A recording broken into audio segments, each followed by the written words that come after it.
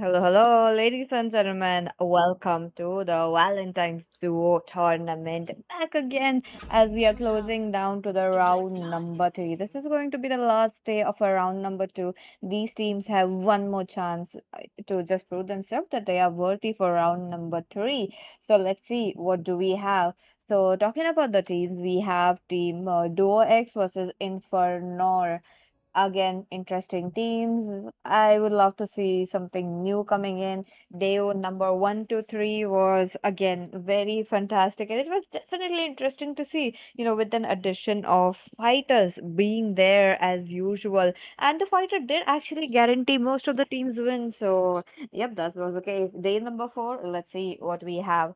So for Semili goes in for the Carmela, a good pick, in my opinion, but they are kind of sorted for a sustain onto the team fights, a bit of a damage transfer. But if they take something like a burst hero would be in their hands, or if they take something like, that could combo very well, something like a Saber as well, given the fact that Carmela can ult and Saber can just pick both of them up in the air if it hits correctly. So maybe we could be seeing that kind of a scenario, but okay, it is going to be a Bane. And onto the other side, it's a Guinevere and an Arlet. No jungle, but Bane did pick up a jungle, so that is going to be, a little slow from the side of Team Blue.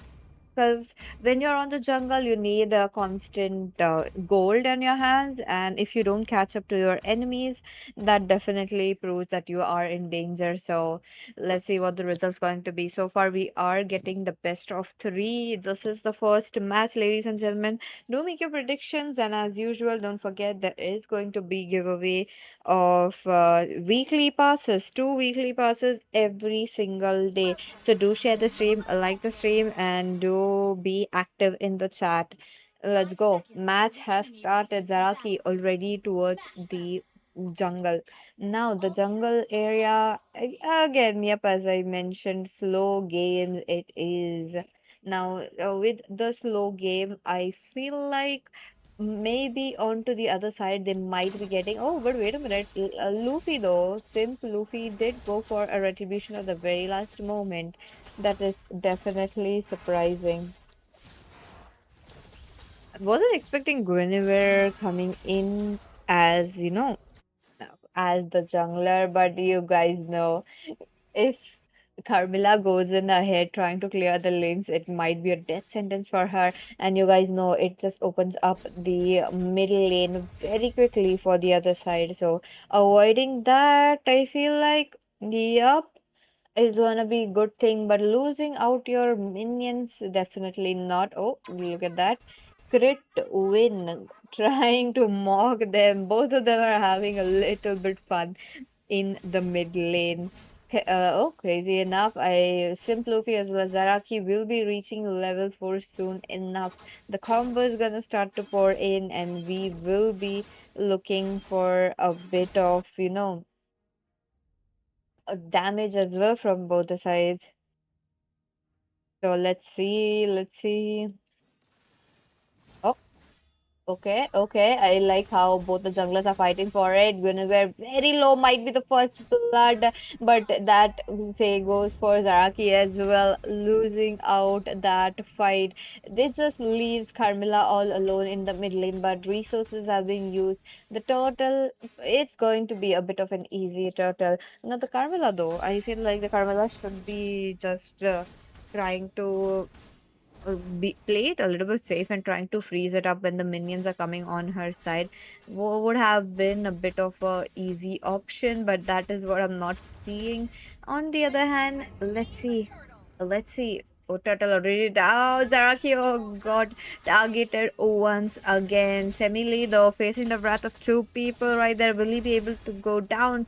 There is a vengeance already popped, but nope. The tankiness is really tanky. We do have like one of the couple right here, in-game couples, the Carmilla and the Sicilian. But again, no Sicilian. I think Sicilian might be a bit, sad about it. Maybe in some game though we might be able to see.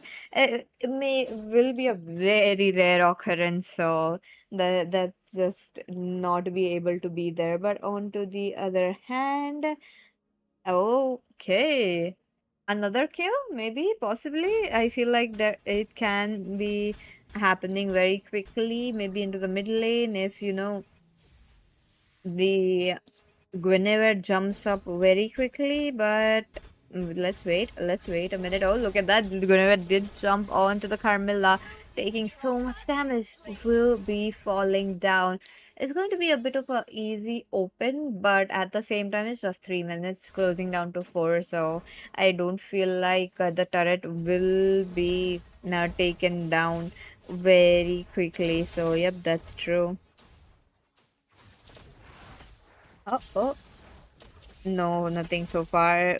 There's a jungle getting invaded left and right, and you guys know it would be very beneficial for them with the gold. Yeah, look at that. Talking about the gold, there is definitely a 1k gold difference between both of these teams, making sure to up, especially the red side who are winning it up. I think the crowd control as well as the synergy is playing out very well, while Arlet is able to dominate his own lane without the help of Guinevere. So that is definitely a good choice for another hero that you could pick up in this match.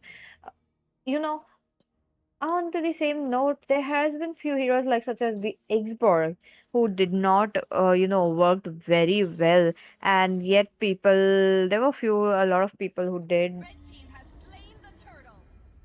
pick it up. So maybe in this following day we might be able to see it or not. But again, we have seen all the results of the Xbox, but wait a minute, there you go. The ult though a bit later coming in while the damage transfer is coming in from Semi. Lee is looking quite low. There's a stun on stun, and yep, there's going to be the red side who are on an advantage with 5 kills onto their hands. Now that the turret is all open, the mid lane is all open, it's an easy pathway for them to at least take down half before they could come in. Bane, though, very fast enough. Look at him. Crit win also recharged up. I do believe he is on to that. Uh, the fighter emblem because his region is definitely coming in very strong. Once again, leaving out the Carmilla into the mid lane. Talking about the heroes, Minotaur worked very well. You have the Guinevere working out very well. Arlet, I would love to put that on the list. On top of that, Kimmy.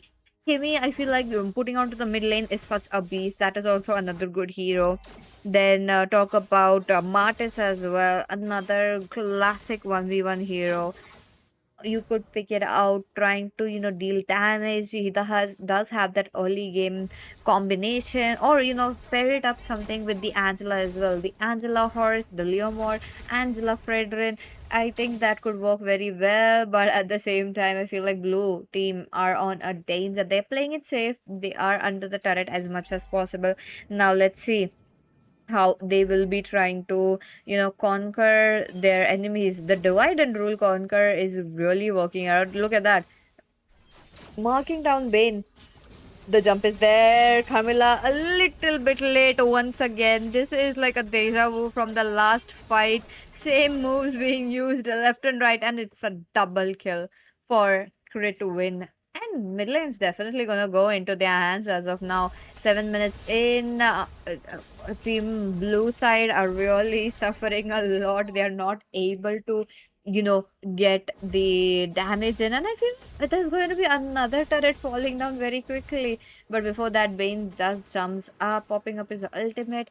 And in every single team fight, you cannot see the Bane popping that ultimate because he's not able to get the chance to actually come do the ultimate. So that is definitely a bummer. And on the same note, Carmilla though a bit late synergy from them, so that is also affecting them a lot. Now on to the other hand, let's wait and watch how we will be seeing if the blue side can go in for a turret onto the mid. Carmilla all alone. Bane tries to jump up, but he is playing too cautious. Semili loses his HP as well as his ult in a very wrong manner. Now that the turtle has been gone, it's just 8 minutes in.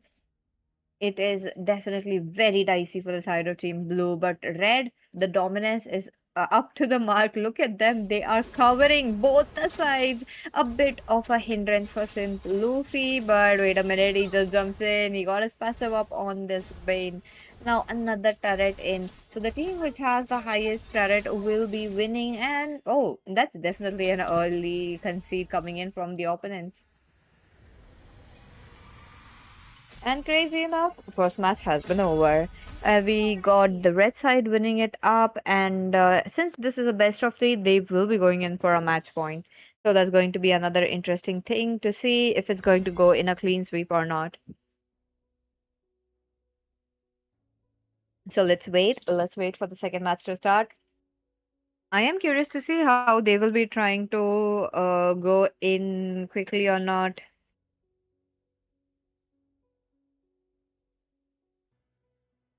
Oh,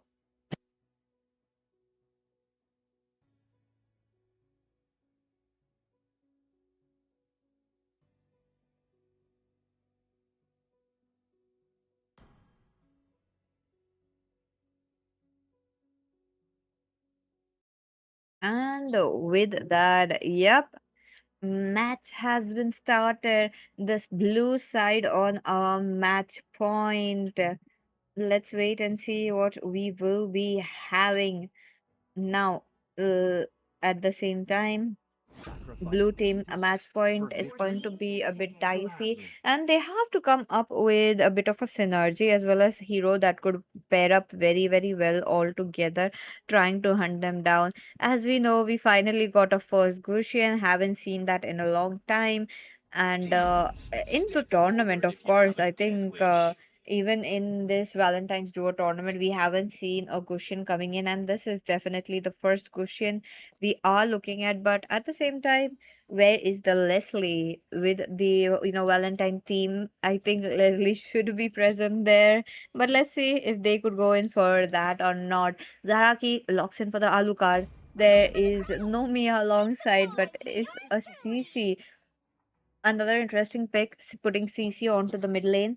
I love how they have thought about this because CC can deal damage, can actually, make sure that these members don't, you know, run away from the curtain call. So that is definitely going to be a bit of a 100% from there. But the Sora, though, one of the heroes who's been dominating right here at the Valentine's Duo tournament. That's going to be such a good pick, but now it's going to be the Badang, the one that locks them in. A bit good of a CC. Even a Minotaur could work out very well, but no Minotaur, it's a Badang. Badang's first, CC as well, it's a first. All the heroes, especially. This is definitely a first that is coming in. So let's see what do we have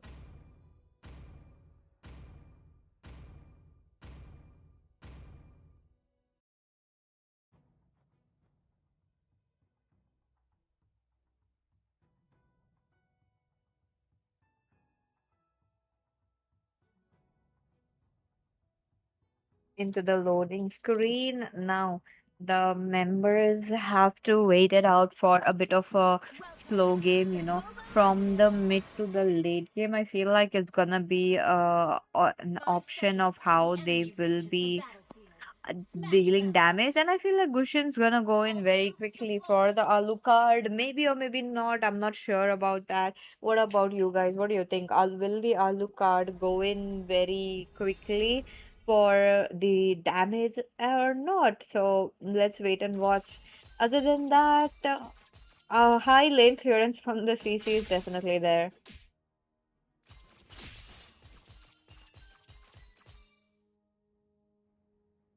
And I believe we have Asia back with us. Hello, Asia. How are you doing? Hello, hello, PJ. Thank you for the wait. And yep, as I can already see, Like a CC against a Badang works out pretty well, but it's my first time seeing an Alucard in this Yes. tournament.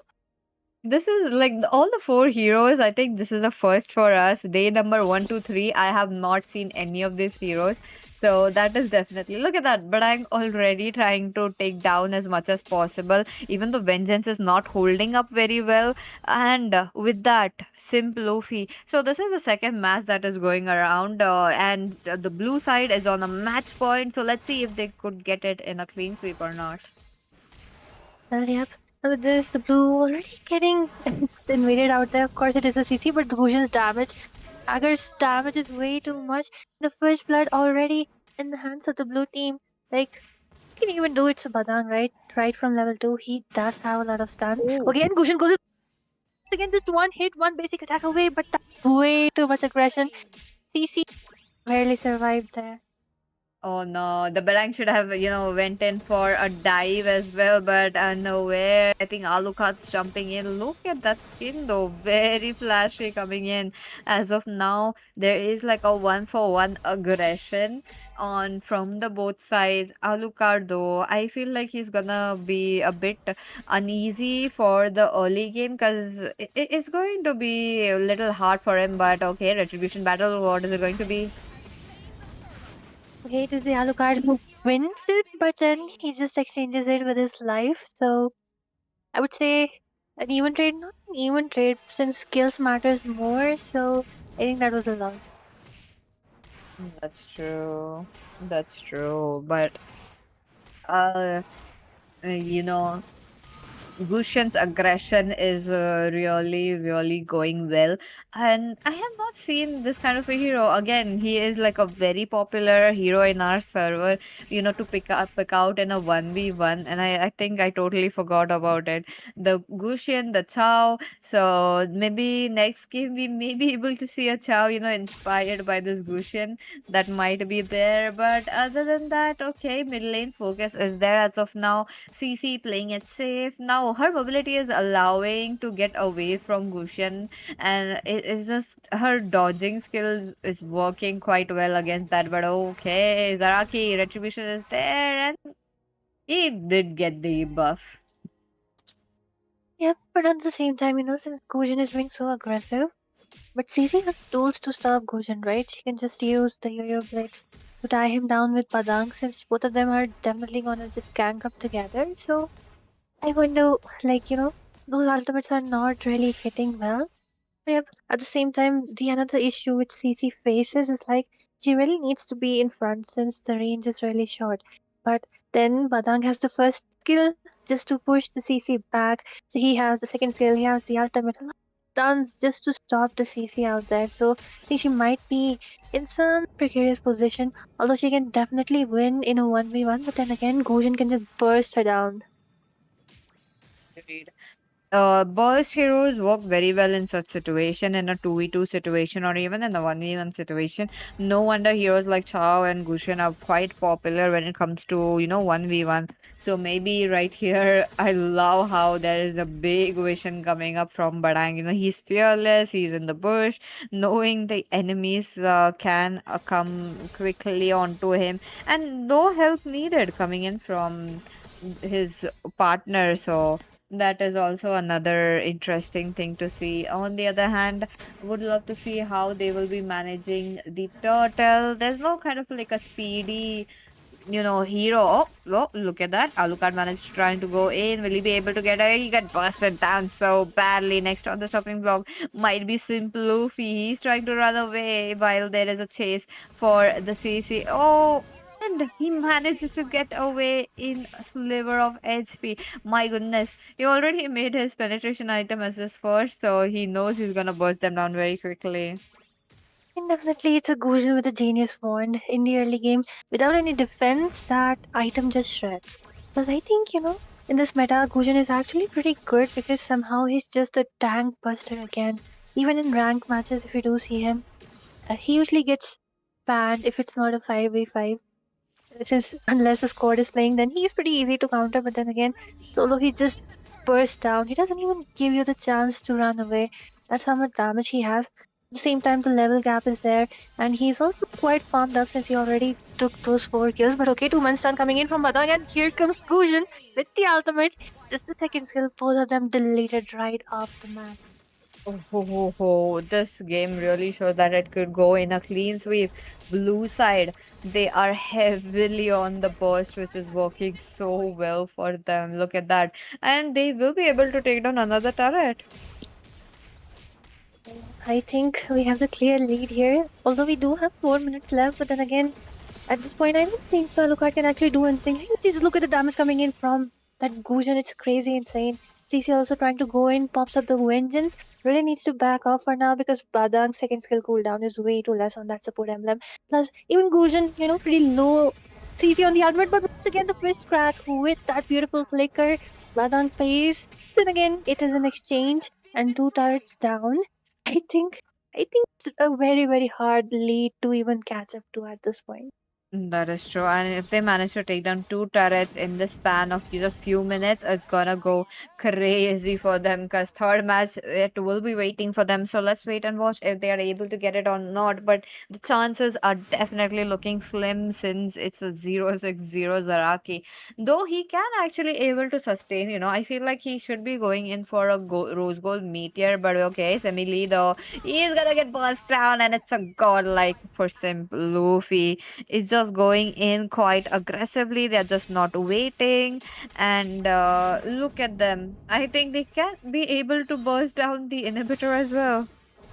Well, the Holy Shield is there though, although they might be able to, but that was a pretty good thing. It's like they just zoned away the Alucard just for that Holy Shield to burst down. 7 minutes, almost 8 minutes into the game. Pretty strong lead in the hands of the blue team right now. They see not of much use. Like in this tournament, we have already seen, right? If you have a fighter, or maybe a high burst, um, maybe a sustained fighter who can be there on the field like an Alucard, something like a support, maybe a tank, something really tanky, or maybe more of a crowd control, which can help him, right? But then right now, CC does not offer much of that. The Angela with the Alucard. I feel like that kind of a combo would have worked in so well right here. But oh, they did concede defeat once again so early. That's definitely a bummer coming up, but the blue side rightfully winning up the in a clean sweep. So that is definitely there. What a match shown though in this Valentine's Duo tournament, and with that, I feel like putting emphasis on the burst heroes. I think it will guarantee you a victory. So let's see if we would be getting, more burst heroes or not.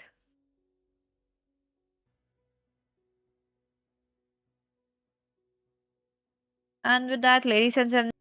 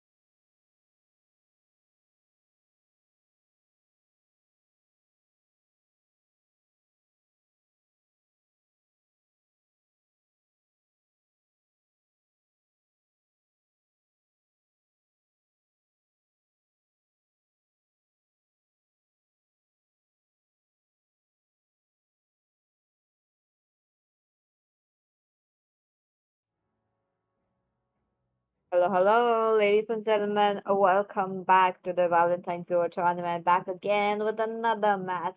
Now, it's going to be between Godly Champ versus Being Gay is our type.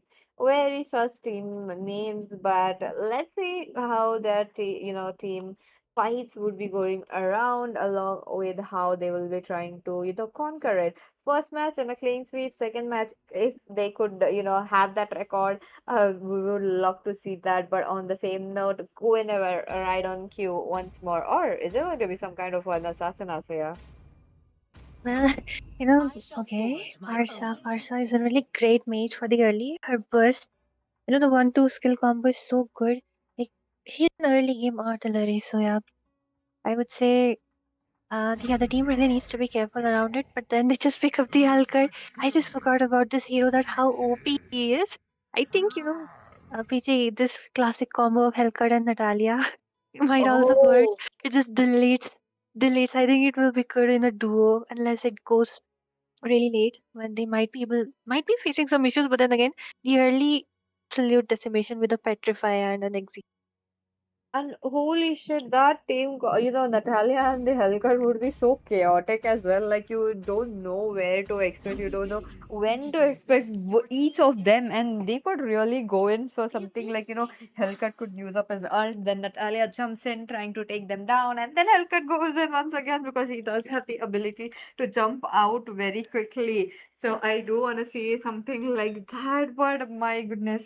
Sora could be a very good contender right here, trying to, dissipate the team fights or take control of the team fights as well. So let's wait and watch if that's the case. Now, so far, there is a Selena as well. So this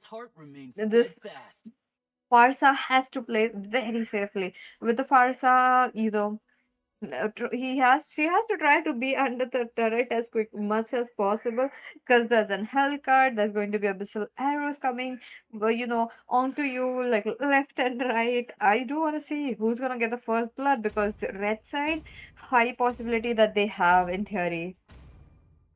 They do have a very strong early, but then Sora can just beat them up.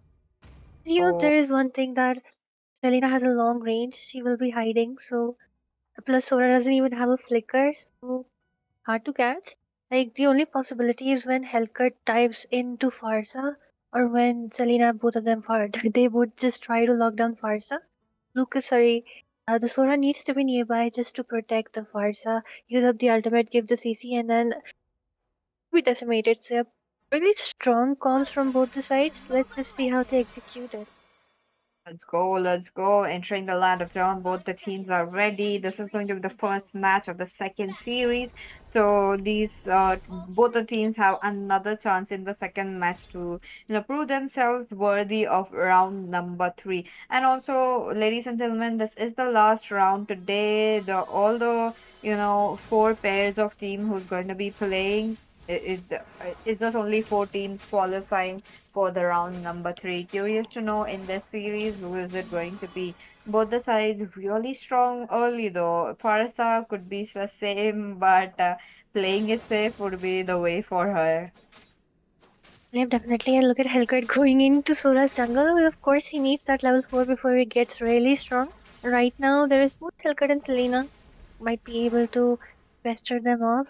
And yeah, I think Selena's one level 2, she's already level 2 now. She might be able to aim for Farsa. Hellcat might Oh, as well just follow up. Okay, the stun's oh, connected to the blue buff. The blue buff stolen away by Selena. Okay, okay. oh my goodness, that was definitely good though. Like, come on, he did have his retribution as well, but he did back out thinking, he would be getting killed. So that is definitely a bummer.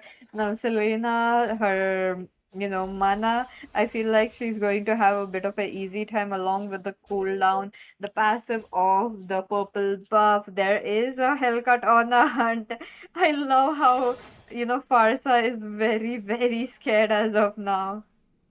Well, she must be, yes, she must be. Okay, here comes the Hellcurt. One stun from Selena, and it is first blood out right there. This is what we were talking about. This Hellcurt, the assassin with Hellcurt, even Selena pairs up so well because even her stuns are connecting, right? Yeah. day number 4 we are getting quite a lot of few new heroes. So I am happy to see that there's Selena who's new, on top of that Hellcut which is new. Farsa has been not picked. This is also the Farsa's first match in this whole tournament, so that is definitely more than 70%. But okay, wait a minute, Sora, though his buff is getting invaded once again. Hunter not even a level 4, that's going to be a bit of a problem. Quan Chi just killing one by one. He's just not waiting as well. Like, come on, his farm is definitely up as of now. I mean, one blue buff stolen away. You missed that level 4, and Sora needs level 4 before he gets really strong. So, yep, Hellcat already level 5, will be level 6 pretty soon. Farsa facing the Zinchu right there because stun also connects. This Selena as well as Hellcat, oh my god, the synergy is way too good. She's waiting for the Hellcat to give that stun, to give the silence with his first skill. Okay, the retribution being used away. Hellcat trying to dodge away, but the ultimate Sora might grasp. No, he just decides not to commit for it.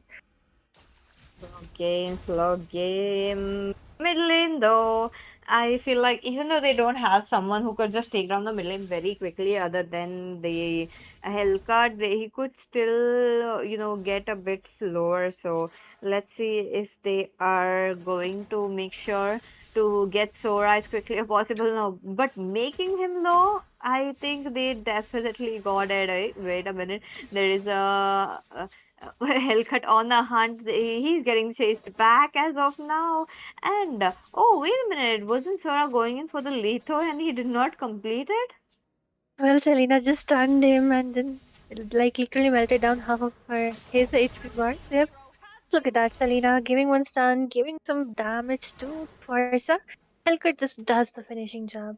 Sora not in a position to even compete at this point. What can I even say? At the same time, this game is really hard for even Farsa because Farsa needs a front line where she can mark because when she uses that ultimate, she's kind of stand still. She's really vulnerable for any team fights for doing any damage, and that's when she gets really low. But okay, just look at that stun connects up once again. Farsa with the first kill, the stun might connect on.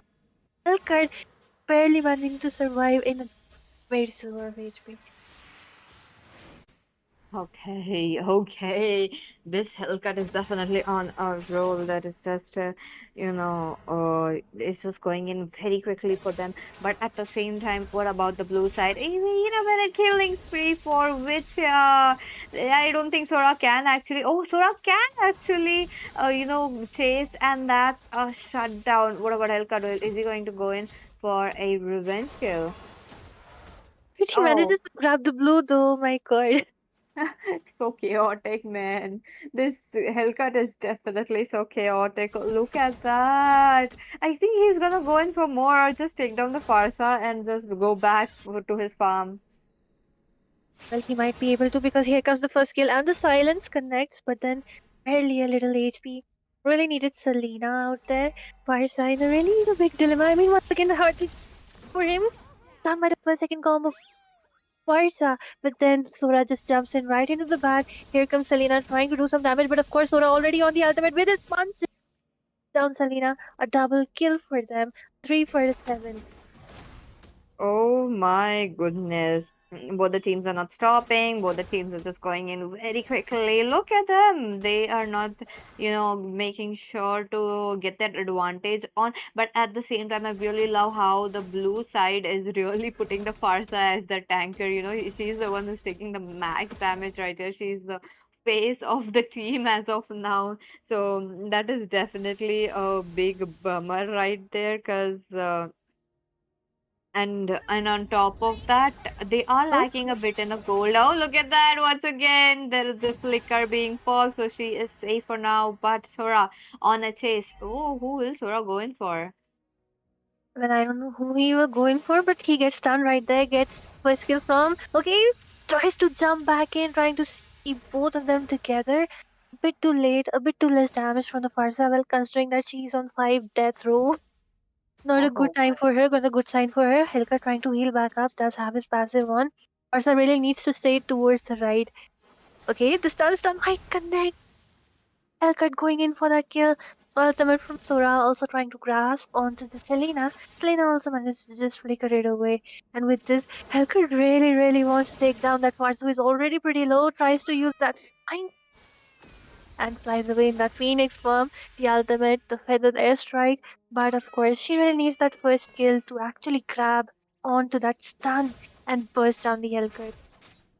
That is true. That is true. They definitely need a bit of, damage right there. But at the same time, they are just cleaning up the farm for the Sora. Now that the level 5 is done, oh, almost. Wait a minute. Sora, though, what is he going to do? There's a bit of a damage, but the damage was not enough. Now the turret is being targeted. It's almost going towards the 8th minute of the game. And, towards the 8th minute, these teams will be having to trying to take it down, because if they don't, I they'll have to play it past 10 minutes trying to take down the turret or the kill. But wait a minute, Sora, though, this time around the haircut is not able to do anything, and that's another mega kill. Looks like the abyssal arrow will be missed out, and this might be a tower, though. I think past few days we have seen the ninth minute strategy. I think we are going in for a 8 minute strategy today. Maybe highly possible, but Sora, just look at him trying to go in for the Selena, just drops the stun. And yep, the early game is kind of gone. Forza is the only one which they can actually bully at this point. And Sora, like I said before, right from level 4, Sora is really strong. Okay, Selena might be facing some issues. I barely really have just retreated because another kill into the hands of the blue team. The first turret also taken down by Farsa. Sora, though, trying to do 1v1 against the Helka towards the top lane. Have that spell wham, but of Oh, course I shut down for Hellcat. That was a really close call. oh my goodness, what a damage. Though I think there's going to be a bit of a chase, but Farsa is quite fast enough. But I do, if Farsa makes the mistake of going towards the mid lane quickly and trying to reveal herself, that's definitely going to cost her. So let's wait and watch what's going to be the option. Despite the red team being on a good amount of advantage, like they had a lot of damage, they had a lot of kills as well. Hunter will be going down. The Hellcat's trying to run away, but he is not getting. This is what I was talking about. Selena herself cannot take down the tower very quickly. She will be needing something. She herself is taking damage. Flicker popped out, and there might be a chase. Okay, 6 for a 9, but the turrets are equal, and we are nearing that 10th minute mark. The damage finally coming in from Hellcat too, because he could just one shot that Farsa at this point. So, yeah. And Selena really needs to be there, really. She was giving good stunts in the beginning, but right now she's missing them out. That's true. And since this is, one for one tower, the team who takes the kill will be having the victory. And I think we got it already under 5 seconds. That is definitely crazy coming in from the Sora. And there you go. The blue sides win up the first match. That was that was a comeback. Of course, you don't want the Sora to get to level 4, that too against two assassins, because not only he is pretty good when it comes to sustain, the damage and the crowd control is also there. So yep. And I don't know what was Selena doing over there. She should have just run back because gave that kill which led them to a loss. I know, right? I know, right? Like having that kind of a huge amount of advantage, and not the advantage during after the 5 7 minutes, that is definitely a bummer that's coming up. But I do want to see how the second match will be going around, because it is definitely getting interesting. Today's match especially, we got heroes, we got teams who are ending it early, we got teams who are just taking kills under 5 seconds. That is again crazy. So let's wait for the second match to happen, guys. Well, yeah. And next match will be starting soon. But then, PT, what do you think? What would be, since this is the red team? I think they really love picking up those early game assassins. Will they go in for that once again? Highly possible. Highly possible though. But on top of that, I feel like next game we may be able to get Guinevere. And I think we should go in for a break, Asya. Don't you think so? Well, yeah, let's go in for a short break and we will be back soon. Stay tuned.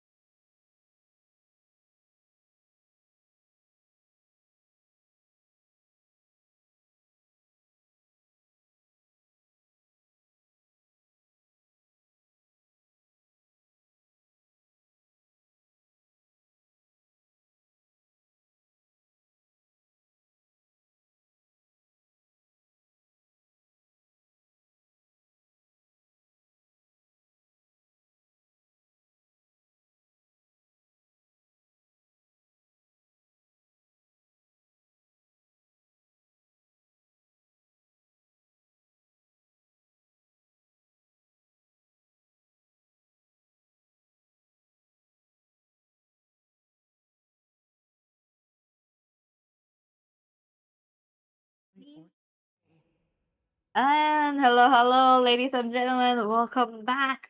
Right again with a short break.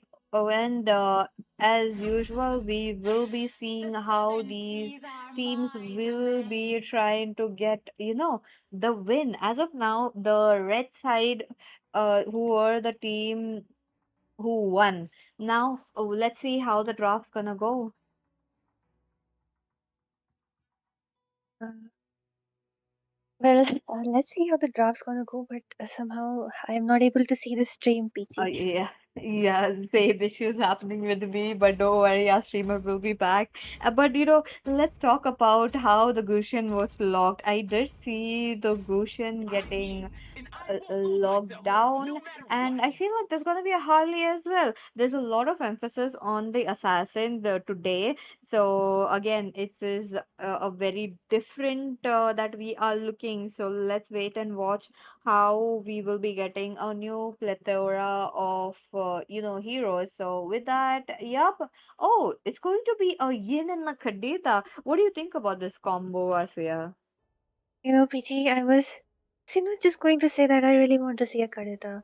And even before the stream came back for me, there was a Kadita on the screen. So yeah, a very strong mage.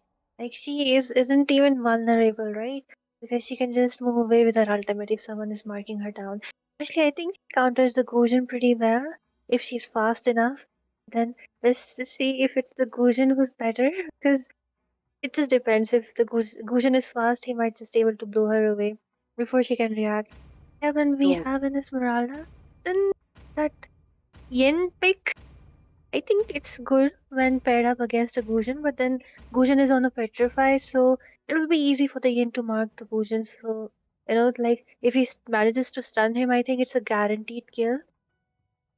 That's highly possible. Look at them. As of now, we know these teams are really in for a bit of a burst onto their hands. Both the sides, very clever how they have taken up burst heroes, and they also have realized that it is quite important. So I am curious to know who's gonna get the first blood. Also curious to know who's gonna get the advantage. Okay, so let's wait and watch. With that, into the land of Dawn. Here we go.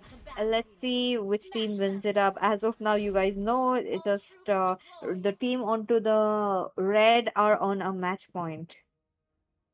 Well, yeah, Esma, really strong pick, but then she won't be able to catch the Selena, sorry, the Karita though.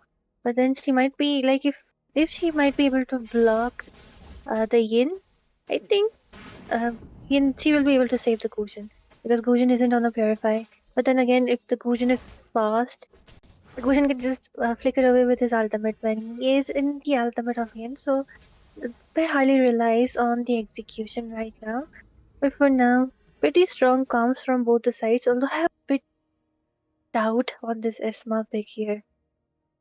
I mean, previous days we have seen how the Esmeralda did not work out, The Esmeralda wasn't a good pick because there has been like a lot of size where we have seen that the Esmeralda is just getting bursted down despite being the tankiest.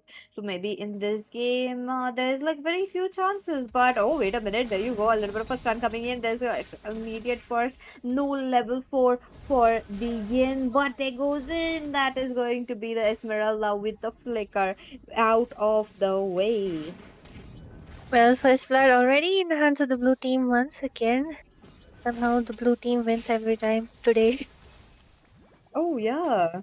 There has been like a good amount of possibilities that's just like following around. So I do wanna see how they will be trying to capitalize, trying to make it to the game number two. But other than that, let's wait and watch. Game's definitely gonna go interesting. Oh, look at that. There has been already invades going on, and they know if they delay Yin a lot, they are going to win. But at the same time, Yin's actively farming all around the map, and he has been avoiding the blue team a lot now. So, what is it going to be? Level 4. Are we going to see the Gushin dying, or is it going to be the Yin who's going to die? Well, it's kind of surprising that it is not the Esmeralda but the Gusion who is on the roam. Because Gusion really needs that level 4 before he starts bursting down. Meanwhile, Esmeralda is pretty good, right? Even at level 2. Like, she's useful because the most of her damage is like the first and second skill. Yep. But now Gusion is level 3, so okay, the Karitas, waves, tidal waves coming in, and the ultimate from Yin, of course.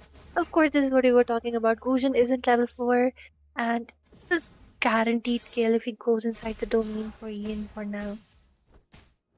That is true. That is true. My goodness, as this has been, uh, they have been playing it very aggressively, trying to make the score 1-4-1. But Gushin, though, he's gonna get level 4 very quickly. I love how Esmeralda left out a bit of, uh,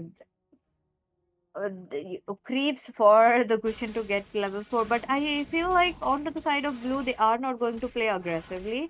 They will be trying to play a bit passively because Yin's being a threat. The this is second Yin so far we are getting in this tournament. The first, it was a lose for the Yin, the player who picked it up. So I do want to see if the curse really comes around, because there's just like a high possibility, because as of now the win rate of Yin just sits at 50% at the Valentine's Duo tournament. Yep, and Turtle is already up. Okay, it is just checking that bush out there. But then again, she should be careful not to use it. Okay, the passive being procced off for the Karita. Fusion does not go in, but okay, the Petrify connects up. Karita wasted that Petrify, but Esmeralda also going in and uses out the rough waves. The domain for Yin, of course, he was in a really low HP. Esmeralda manages to grab onto that kill. But that was a very big waste coming in from the side of Karita. I think Karita is really easy kill for Karita, but somehow she's not able to execute it. I mean, just look at that. Another kill might be possible, but the passive pays off. 1 HP almost, barely surviving there. The gold plate just taken down by the Esmeralda. Oh, Esmeralda, though, being a bit of a menace as of now in the match. Look at that. I really love how they are trying to, capitalize as much as possible. They are trying to get, the advantage, which is such a good thing. But I really love the camping was just going around a lot. Both the sides. It's just not only the yin. It is also not only the Gushin. It is there. It is coming in. Yeah, and I do see, both the one couple on one bush, the other couple on the other side. Pretty good for them. Esmeralda, of course, she is tanky enough. But I think if both Yen and Kadita do their combo on Esma, they might be able to burst her down. But then I think Kadita really should remain hidden. When it comes to the hiding situation, I would say Gushin does the better because he's not showing his position in the map, and his Petrify combos are also on spot, just waiting for the follow-ups from the Esmeralda and her ultimate. Yep. But then again, I think if Kadita camps better, she will be able to burst down the Gushin. Okay, once again, the Gushin goes in. This is out the rough waves, and Vidya gets taken down over there. Too much of a commitment. Oh my God, that is definitely a bummer. But I think Garita will just stay behind a bit, trying to, get the minions out of the way. The turret is being very vulnerable, and I feel like onto the other side as well, they will be trying to wait it out till the 8th minute. So let's see what is it going to be. That minion clear wise, both of them have enough damage, both of them have enough clearance, but Vichya though he is back again for the Yin. What is it going to be? Yin already getting cornered. This is kind of like a deja vu from the first match as well. I love how the blue team comes, two separate ways trying to exit. Block the exit path very quickly for this Yin. Oh, look at that. Esmeralda jumps in. There's a lot of damage going in, but the rough phase at the very right moment will Hunter get it. And yeah, Hunter did manage to get it, but she's kind of looking very low. There is a chase for the Yin as well. Oh, the Petrify, and that would be just enough. There you go. He's trying to survive. That's just so much damage, but double kill for this Esmeralda. Well, of course, it is an Esmeralda, and surprisingly, she's working out pretty well. But then again, that combo coming from the Karita also was pretty good, I would say. She used up her first skill just to chase down the Gushin. And even though Gushin is not having a good time, I think Esmeralda just is. She's doing well enough to, I would say, for both of them. Agreed, agreed. They have taken down the turret. Now that they are trying to go in for more, the boss is there, but the rough waves helping and managing Hunter to get out of the way. My goodness, I think if there wasn't the rough waves for this Kadeta, she would have been dead already. They are not able to burst down the Esmeralda. They're not able to burst down the Gushin as well. Yin, though, oh my goodness, he just went out of the way. Yep, and with this 8 minutes already into the game, the first turret in the hands of the blue team. So now we know who is gonna be the winner. So I think it'll be a third match for them because score will be even, right? Yep, that will be even. So it would be trying to go for the match number three. Slowly and steadily, we are already at the match, at the 9th minute as of now. So it is quite dicey that what could happen, in this, coming in. So let's see, let's see. Oh, wait a minute, Hunter, though he messed up his combo, might get punished. But I love his timing. I love his timing of, a rough face. Look at him. This is not the first time. This is not even the second time. This is the third and the fourth time that he just survived the sliver of HP. Well, yeah, definitely. And I would say Karita, that's why I say Karita one of the best mages when it comes to escape because he has a lot of tools. The damage is also way too much on assassins. When assassins jump down on you, you can just use that rough waves to burst them down instead. Okay, but Gushin goes in with a petrify skill on to look at it and Esmeralda with the flicker takes that guarantee kill. With this, we have a winner's 10-minute mark already nearing up. Might as well just surrender. That's true. He's not, done. Oh, he takes a witch here, but almost trying to take down Esmeralda. But the result is here. It is 1-for-1. Yep. Let's go, let's go. I'm interested to see what team composition these teams will be picking out because you cannot pick the same heroes. Now that's going to be another interesting thing. So let's wait and watch what do we have. But on to the same note, let's just see how. uh, there is a bit of a burst heroes. Loved how both the sides picked up the burst heroes, but only one side sustained all of those damage. Only the one side managed to deal some damage and get away safely as well. But that is definitely expensive though. Yep. And the third match was starting up pretty soon. So let's just see what they go for. As we can see, the side of the red team, blue team. Like even in the previous game, they were with two assassins. In this game, they had one assassin, though somehow they really love the assassin comp, I guess. Then again, not a big fan of Yin. You know, like every time a Yin has been picked up in this tournament, it has never worked out. That's true.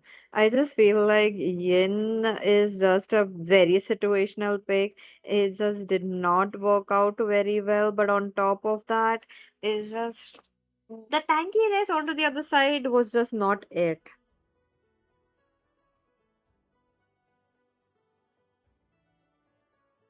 Like especially even Guzan. I mean, I think Guzan is pretty good when he bursts down, but then again, he needs some frontliner or maybe some crowd control. But here we could see that Guzan was the one who was the front line doing the crowd control for the Esmeralda to pick up the kills. That's true. That's true.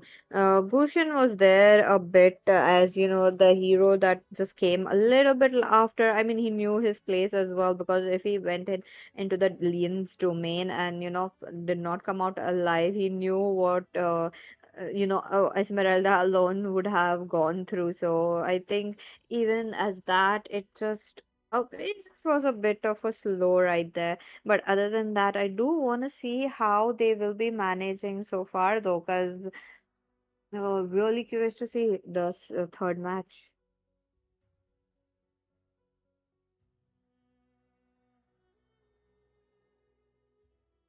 I think we will be taking a short break and wait for the third match to come up.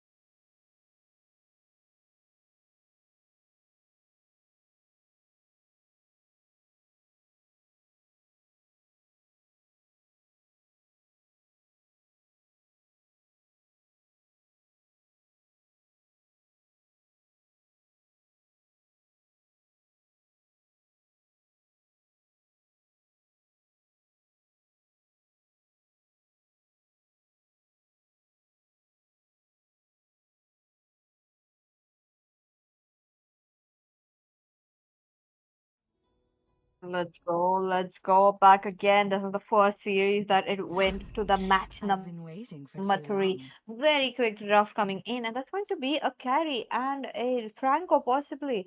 Now again, it's another of a different team composition that we are looking for. So far, so we have not seen any of the carry in this tournament. So with that, ladies and gentlemen, and also don't forget that there's going to be giveaways every single day. So you just need to be stay on the stream for till the end of the stream. There's going to be two lucky winners for weekly passes. So I am curious to know who's gonna win up the this match or this today's winners. And with that, let's go. Hunter picks up a Uranus. Now, again, that is crazy good hero for a 2v2 situation. Now, we will be looking forward for a CC possibly, but there is a Chow. I guess we are going to get like a semi-tank Chow. That's just a little bit high possible chance we might be able to look at. But on to the same note, 13 seconds left. What is it going to be? Is it going to be a CC? Well, they are going for a CC, I think. I think CC is not a good pick here. Carrie will just burst her down, and we already Oh, saw CC in the previous match. She really didn't work out, right? Yep, I yeah. think Carrie is a really, really strong pick, but then she needs some farm and she needs a frontliner who can do that frontlining if he's going for the tank build, or else I think Carrie might face some issues, especially from the CC. I agree. I agree. Now again, uh, they have picked the Uranus. We have seen instant counters coming in. There is a bit of a crowd control as well, but the other side there is nothing. Talking about the blue side, as of now the score is 1-1. I am curious to see what we will be having for the series number two. But at the same time, though, we are looking at how these team members are trying to get on quickly as possible. Oh, for the mid lane dominance, I feel like it's going to be the red side, but anything could happen because the comeback possibilities are really coming very strong for both the sides. So let's see if they are able to get it the first blood or not. As of now, with the Chow on the roam, he's leveling up very quickly. But what about the other side? Did they pick up the roam? Oh, wait a minute. Early clearance for the carry. Level 2 already happening. Now, that's going to be a good, front laning. Oh, but wait a minute. Oh, Uranus looking quite low. Vengeance already popped up so low, and he goes back towards the base because he knows if he stays there, he's gonna get killed by the carry. But he just regens up quickly. There's just two vengeance.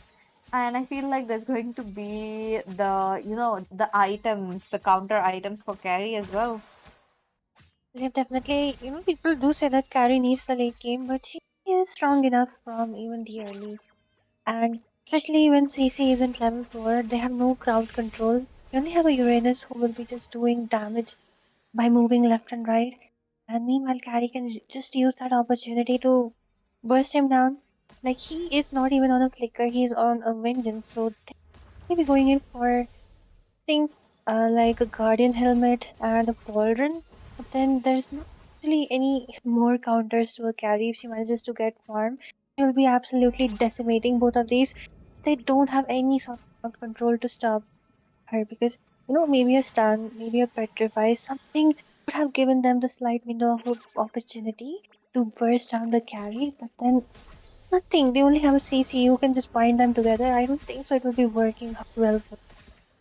Oh, let's see if that works out very well for them because Shao, though, he is coming up a bit for CC who has the mobility to get out of the way. I think going in for the Uranus, they could burst him down with the CC because Uranus' biggest weakness is the crowd control. So look at that, a bit of a target towards the Uranus, but at the same time, carry though popped the ult. There is Vitya looking quite low along with the Uranus. What are they going to do? Oh, both of them quite low already.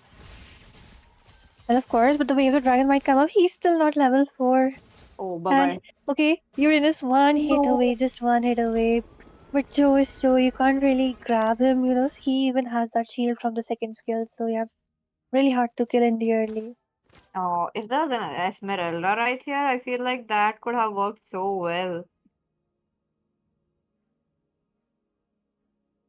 Of course, I think more than CC, Esma could have worked better. Oh, But but it they is have, what it is. yeah, but they've picked up the Esmeralda already, so they are not allowed to pick up the Oh yeah. Esmeralda. So You know, that is there. they really needed some crowd control. I think a Badang could lock Oh, down the carry, could have done a beautiful job here. that's true. That's true. That would have been a bit of a good hero as well. But it's okay. These teams are really comfortable on playing on the counter, and as of now, Carrie is struggling a bit. Not much as we speak of, but at the same time, Carrie has to make sure that she is also, clearing up the lanes quickly. She will be needing those lanes. She will be trying to, get it on quickly as well. But what about the side of Team Blue? Because they are definitely dominating a lot. Well, definitely they are, but right now, okay, just look at the aggression coming in from the CT with the level 4 already in the hands of the Joe. The way of the dragon actually going in the intended direction inside the turret, and Carrie playing it safe. Um, and Joe just needs to recall for now. Like, even though, they are having upper hand, the blue team for now, where they are able to hit the turret. But then after the gold shield goes, the turret might be in jeopardy. And Carrie is actually playing pretty safe. Then again, she is also steadily farming up since Joe is also on the roam, right? Yep, and that is really they need to be aware of, and they are actually playing it safe. So that is Oh, also another good thing. But oh my goodness, two members already looking low. First blood goes into the hands of Hunter while Carrie actively pops her, skills one by one. Will they be able to get the mid lane because it's highly possible with the marksman coming up into the mid lane. well, definitely the vengeance has been used up, and Carrie might be able to get some hits onto that turret. CC might be able to move back. She does have the first kill, but then again, Carrie can burst that CC down unless and until she's alone, but Uranus is already back. But then considering that beautiful flicker combo of the Way of the Dragon coming in from Vichya was also pretty good, you know? Oh, that's true. But at the same time, there you go, where the Dragon Punch, she picks it up. But on the same note, it's a 2v1 situation. I think mid lane, we got it. This is definitely the fastest mid lane I have seen so far. Well, yeah, definitely. And show with the Jeet Kundo providing a lot of crowd control, which Carrie really needs. And I think CC should have just gone back after Uranus came back. She had the opportunity, but then she just had to dive in. And she's underestimating the crowd control of the show as well as the damage combo coming in from Carrie, considering she's already level 8, kind of 2 levels ahead of them. Level 6 Uranus, right? And level 7. So, yeah, damage will be going up. I think she is already on 2 of her items already. Let's see. What is it going to be? Two kills already for Quantia. Oh, where the dragon comes in. That is for the hunter. Hunter goes down. That leaves CC all alone once again, trying to, with the lane. And the turret really looks quite low already. But oh, wait a minute. Another crowd control for the CC, but I think the turret's gonna get targeted and maybe another kill. Oh no, looks like Chow is trying to play safe. Goes in for the flicker. It's a killing spree for this carry. Look at that. She's back again though, and I think they are trying to get another turret, but a little bit of a shield from that turret is just helping them to not take it down quite easily. Yeah, definitely. And Carrie, she'll be able to melt down anyone at this point, even with a vengeance on. The blue team really, really needs to make that ball run as well as the Guardian helmet as soon as possible. And they really need to, even sticking together doesn't really help. But okay, the Wave of Dragon connecting in onto the Uranus. The vengeance being fought up too, but look at the melt coming in from the sea as well as the Uranus onto the Joe. The Joe, I think there was communication because Carrie was trying to take the lethal and it was a waste of the way of the dragon. And with this, the blue team actually has a bit of a freedom, a bit of a space to maybe dive in for the carry. highly possible though. Let's see if they do got it or not. At the same time, blue side are really trying to get an advantage on. They are trying to, make sure to mark down carry. Okay, carry gets chased up. It tries to go towards, the Tau who makes the way of dragon there. City looking quite low. Will be going down next on the chopping block. As you guys know, it's going to be Uranus, but Uranus. Oh, wait a minute. Another flicker popped down. And it's just going to be them making sure that Uranus is out of the way and Carrie getting the purple buff. Yep, and with this 8 minutes already, I think we already clearly have the victors because it's one turret and 5 kills. Really hard to overcome that, right? Unless and until they are able to take that first turret down, but carry is way too farmed up. And that synergy of the carry and the Joe is working out pretty well for them because Joe is also looking for another flicker play out there. The way of the dragon might come up. Okay, he does not actually commit for it. The vengeance being used up way too early. CC trying to melt someone down, but he might be one of the flicker combo on the way of the dragon with this switch. Very good engage, and CC gets taken down. Next must be Uranus, but then he does have the second skill to just flee away. But it does not matter at this point because only 1 minute left, and I think clearly have our victors. Yeah, that's true. Let's go. The red side really played it out, aggressively, and they did make sure to get a win onto their hands. So, but at the same time, they're still going on. They still know there's a few minutes left. Oh, the way of the dragons onto the under the turret, and yet Richia leaves sliver of HP, but the vengeance is hurting now, as you guys know, as we are trying to go towards the late game. It is definitely going to hurt. Well, definitely only 30 seconds left. They are trying to go and dive in for the carry, and even so is pretty low, but does have the second skill. Will be getting a bit of a shield, but Uranus pops in, goes and takes Oh, down the first blood, the first kill for the side of the blue team, but carry on. Is, is this a comeback? Right? yes. Right in the last seconds, they managed to take that one turret down. Now, whoever takes the first kill after the 10 minute will be the victor. Oh, let's see. One kill or one turret. What is it going to be? The teams are really playing it out very aggressively, and on top of that, they know that what advantage they are making. With that, let's proceed to which team wins it out. This is like the second match of the day, which has went so far, and the third match in the whole tournament. Quite a good contenders we have today. This was the last, 10-second comeback. It's just like the red team was dominating so well, just like the first game, but then it somehow ended up throwing in the last few seconds. And the victors are the blue team. Really, really surprising, but it is what it is. Yeah, that's true. Kudos to the blue side who really played it out quite aggressively and won it up. And this is it for the third series, guys. The second series. We will be right back with another series. Don't go anywhere. Let's take a short break.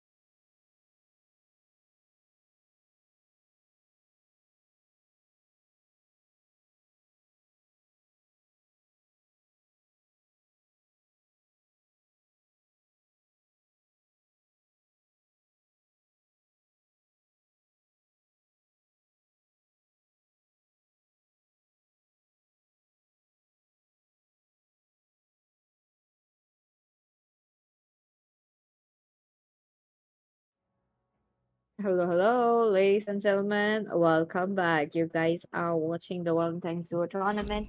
Back again with another match. We will be having the teams Sweet Talks versus SM in curly brackets C, comma B, curly brackets closed.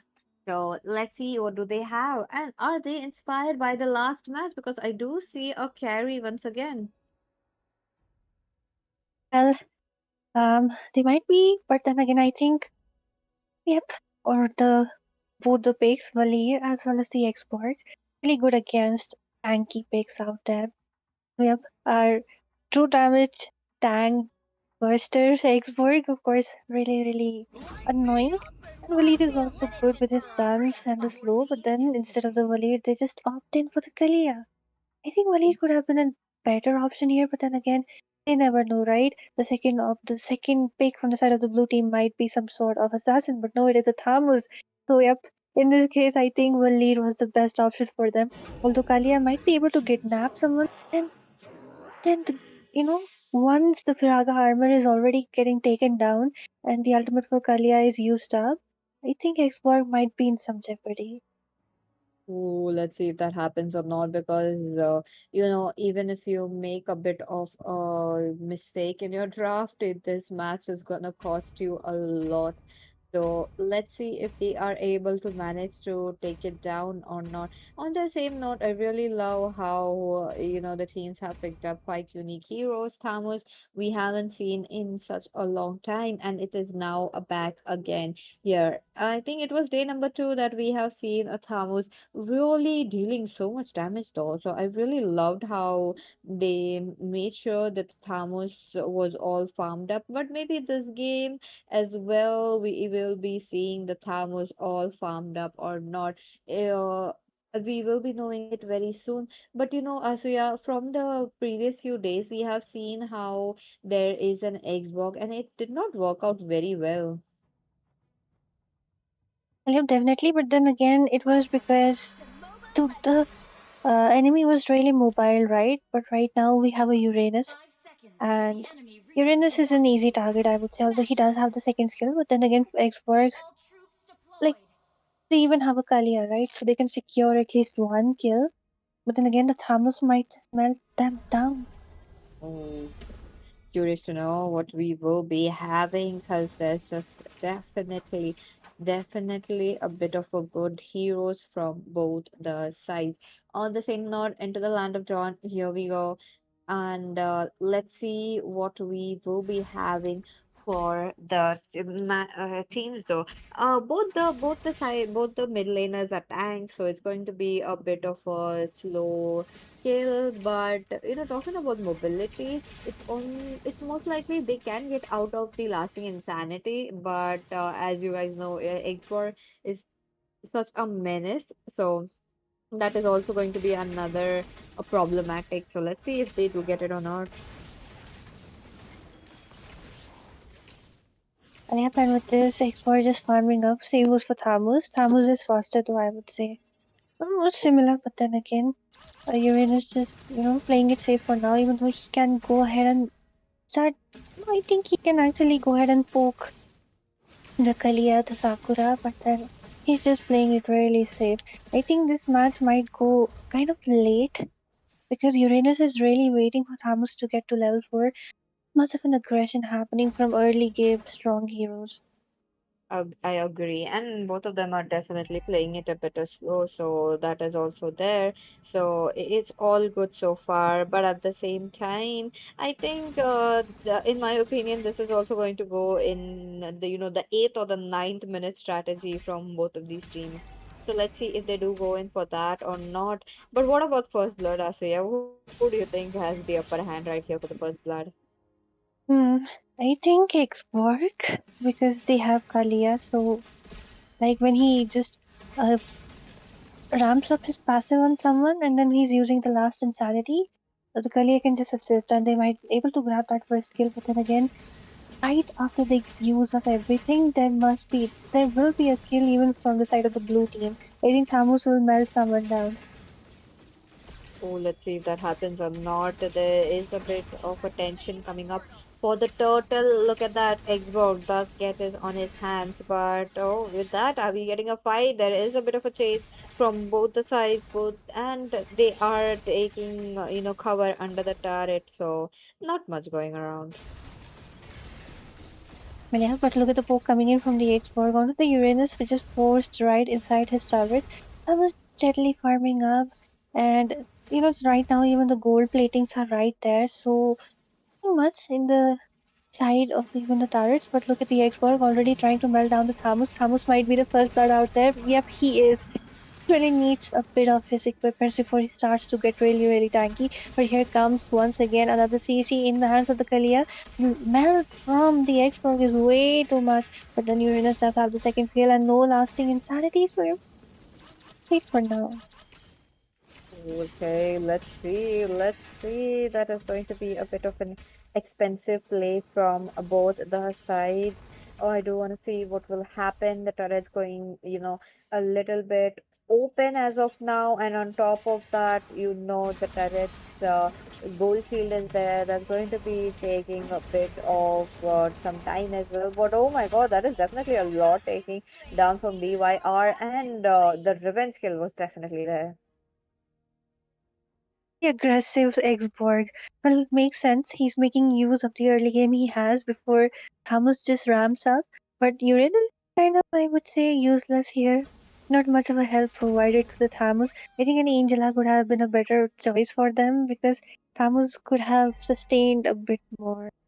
Oh, against this Uranus, definitely. Sorry, I mean the expert definitely would have been a bit of a good choice right there. But as of now, it is the red side who is dominating a left and right.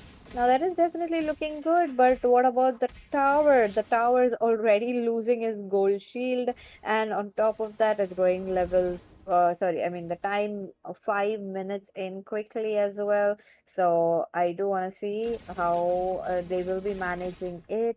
On the other hand, I think there's a lot of crowd control coming in from the Kalea this time. Well, yep, definitely even has some heal, so that's also helping the X-Borg. But he once again, right under the turret, he's trying to take down some damage, trying to use up that last insanity, but kind of a waste because the melt isn't enough for now. Because when he's using that ultimate, if you manage to take down his shield while he's using it, the damage decreases, right? That's what happened. Took a lot of true damage out there, but yep, way too aggressive. Xborg.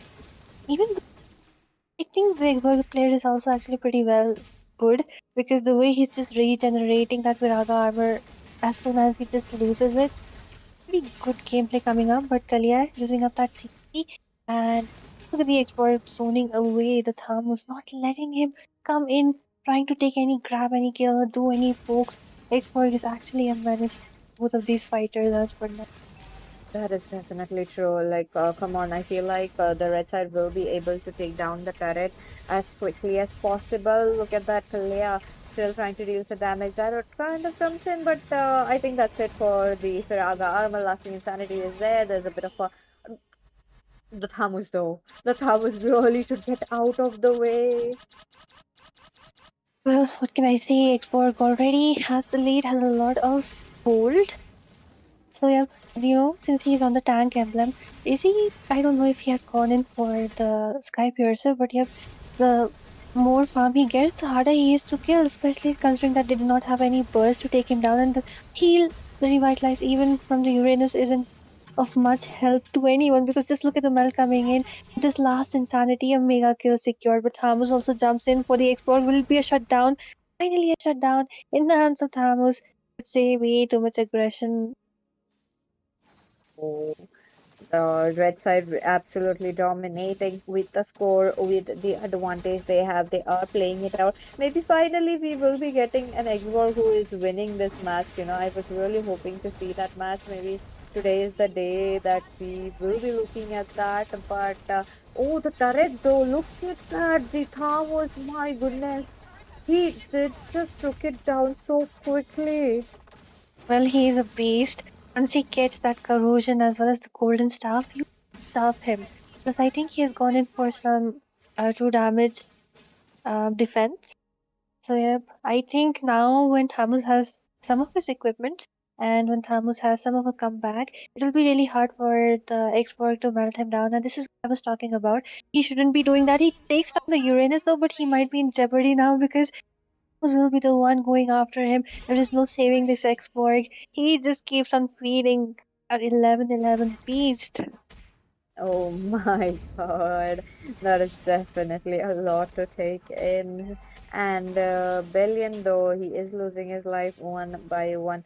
But at the same time, how they are playing around, I think it might be a little bit hard for them to take that turret. But anything could happen, though. There is a bit of a chance that they might be able to turn the game around, maybe not, but let's see, let's wait and watch, because at the 8th minute and at the 9th minute the games really become very crucial. Alep, definitely, but right now the expert really needs to play it safe, maybe wait for the immortality before he goes in for some engagements. That to right inside the turret is almost 9 minutes of the game. The blue team is on the lead. They are really playing it defensively, and I think the red team is getting a bit desperate there for some kills for that turret to make it even.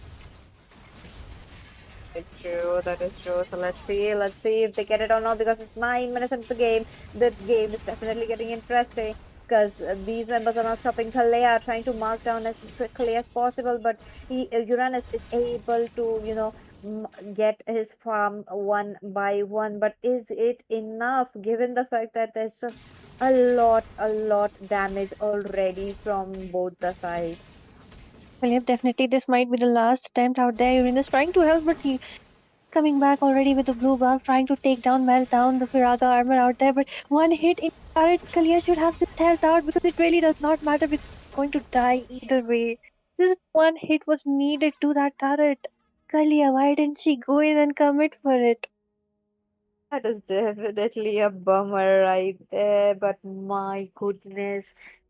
3 seconds in, nothing could happen, and the first game goes into the hands of Team Blue.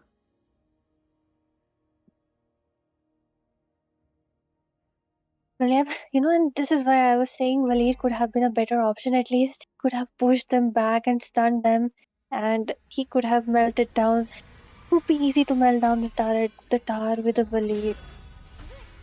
That would have been a bit of a good option as well, but you know what it is. It's okay. It's okay. The teams really tried their best. It's not over for them. So let's see how they will be trying to perform into the next matches. It's going to be another interesting match, because Team Blue are on a match point as of now. So let's wait for the second match to start, ladies and gentlemen.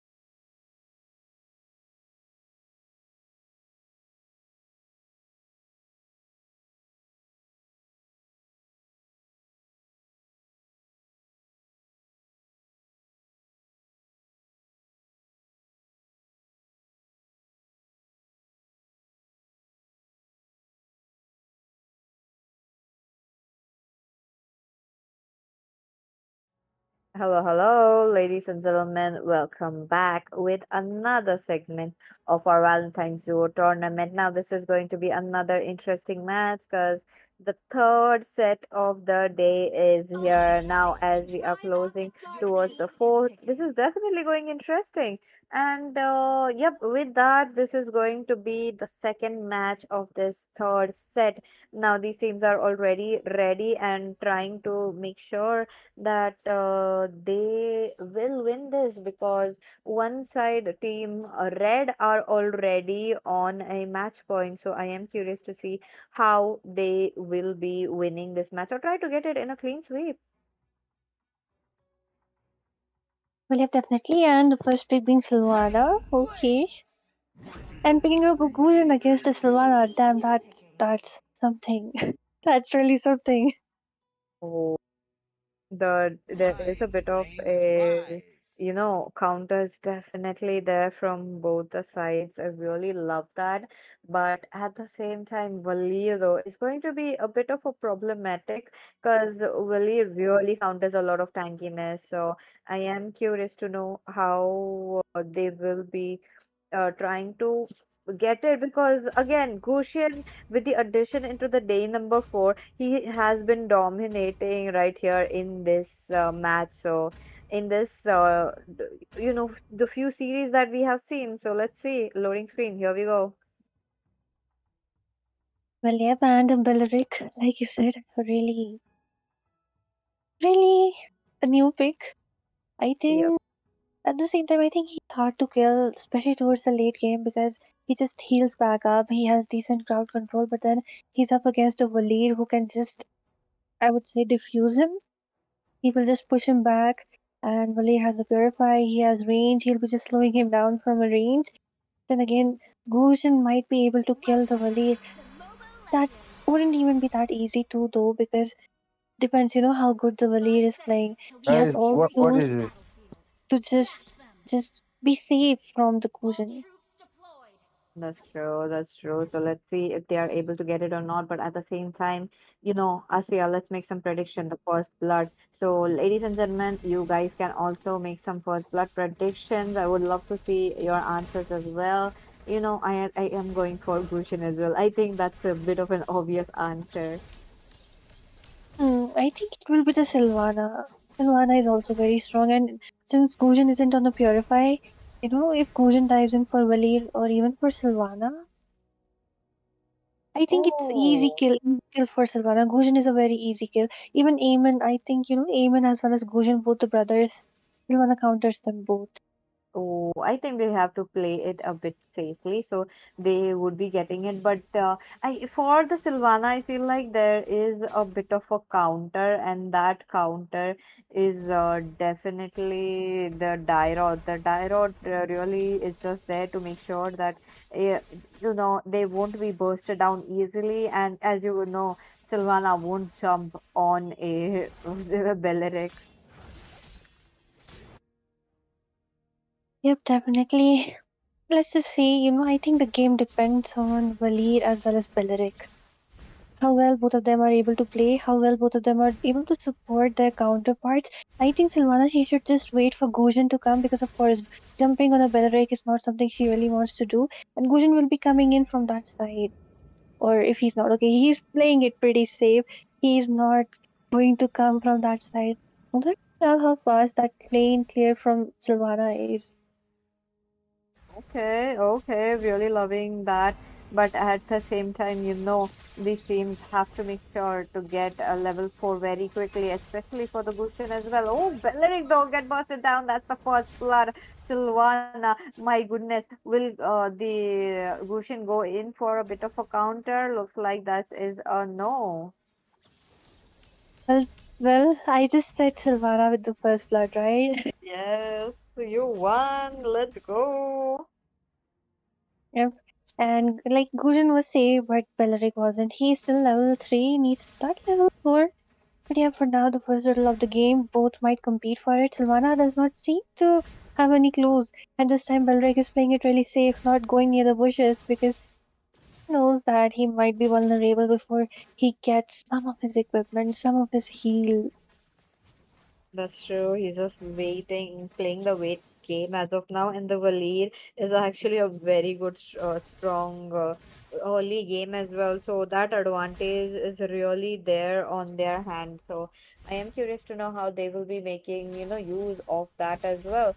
But anything could happen because the eighth and the ninth minute is always the craziest, is always the one which these teams really love to make sure to capitalize the most. So yep, let's see. As of now, this team onto the blue having a bit of a aggression along with an advantage of the gold and the turtle. Now the turtle shield is going to help them a bit, but it's going to be a little bit of a slow game as usual.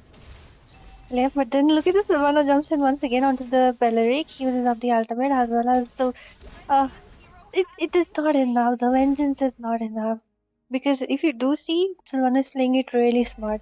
When the vengeance is being popped up, she's just using those basic attacks to just wait for the vengeance to go down. And when he's trying to escape, she uses that second skill to, pull him towards him. And of course, Valir also gets the job done. And at the same time, I was same thing about the Valir. Like Gujan might dive in for the Valir, but then he has the second skill.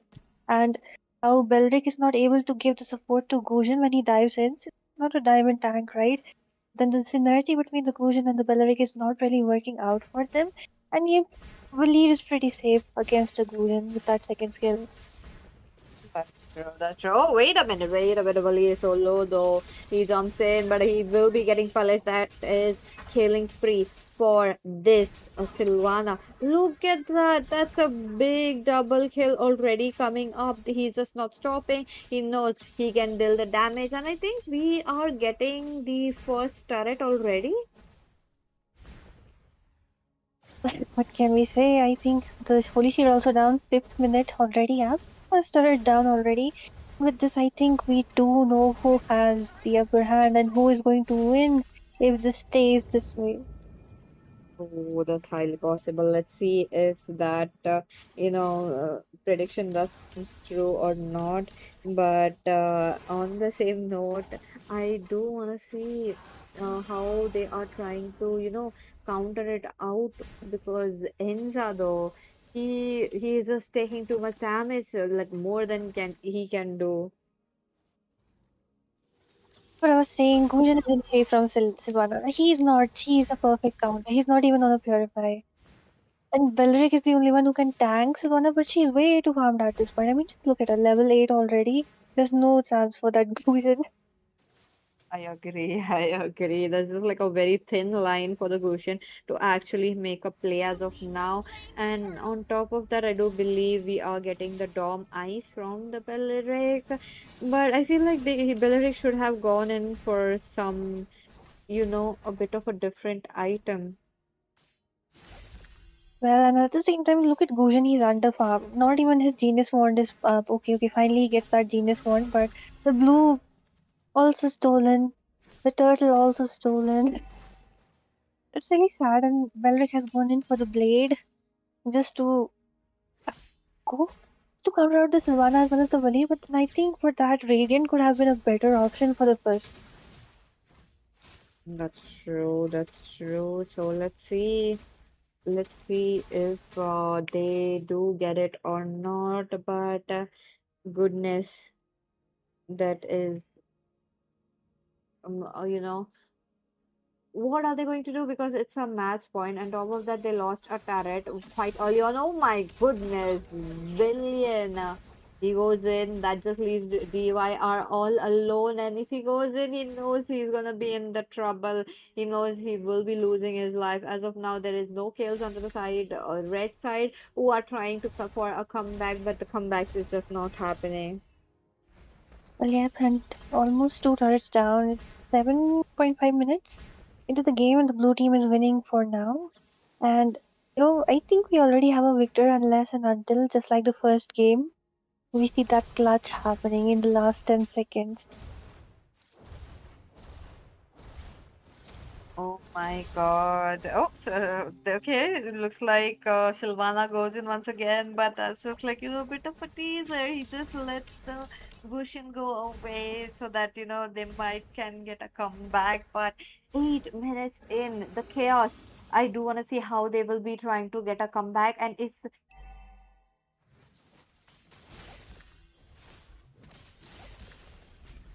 I mean, definitely. And with this 8 minute mark already, Silvana just going for the blue for the invade. Gujan doesn't know where to go. Neither Belric can help him, nor Gujan can even be safe from a Silvana when she ults on him. Of course, Valir also from behind providing really good support. Gameplay coming from the blue team for now. The ultimate being wasted out there. I think might be a chance for Gujan to dive in. But then again, Gujan is kind of underfarmed. So is the Beleric. He hasn't even gone in for the radiant armor, so damage will be way too much for them to sustain even against the Sylvana with no art.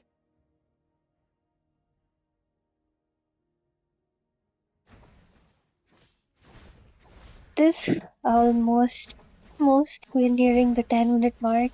As long as nothing much happens and there is no throw coming from the side of the blue team, I think it's a guaranteed victory for them. And Sylvan doing a pretty great job. She doesn't really know that the Gusion is there. Gusion trying to do something, but start connecting up once again.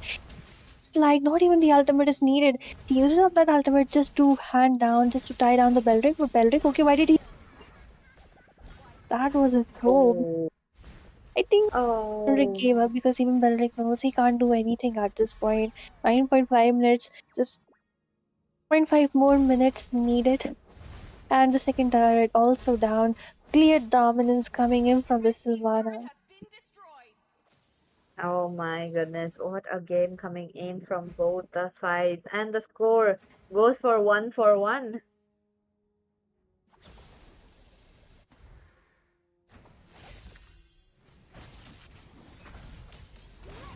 We just look at the Gusion. It's already 10-minute mark. They should just surrender at this point. They can just go in for the next match earlier.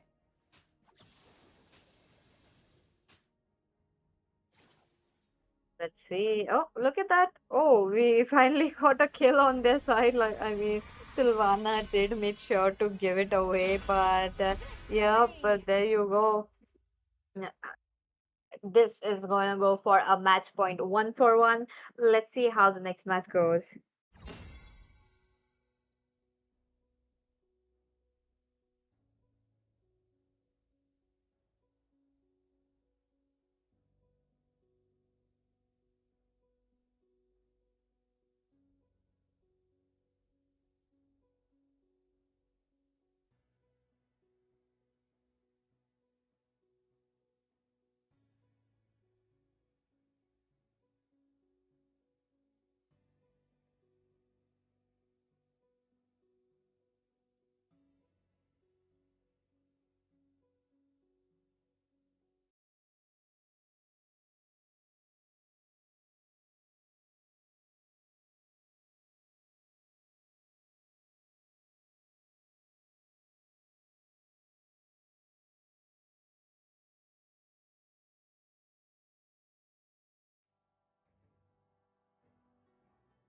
And with It that, is ladies and gentlemen, welcome back. Another match, and let's see what we have. Third match. Both the teams are really going in strong. Both the teams are really battling it out for that win. So let's see which team wins it up. And as usual, you guys know the rules.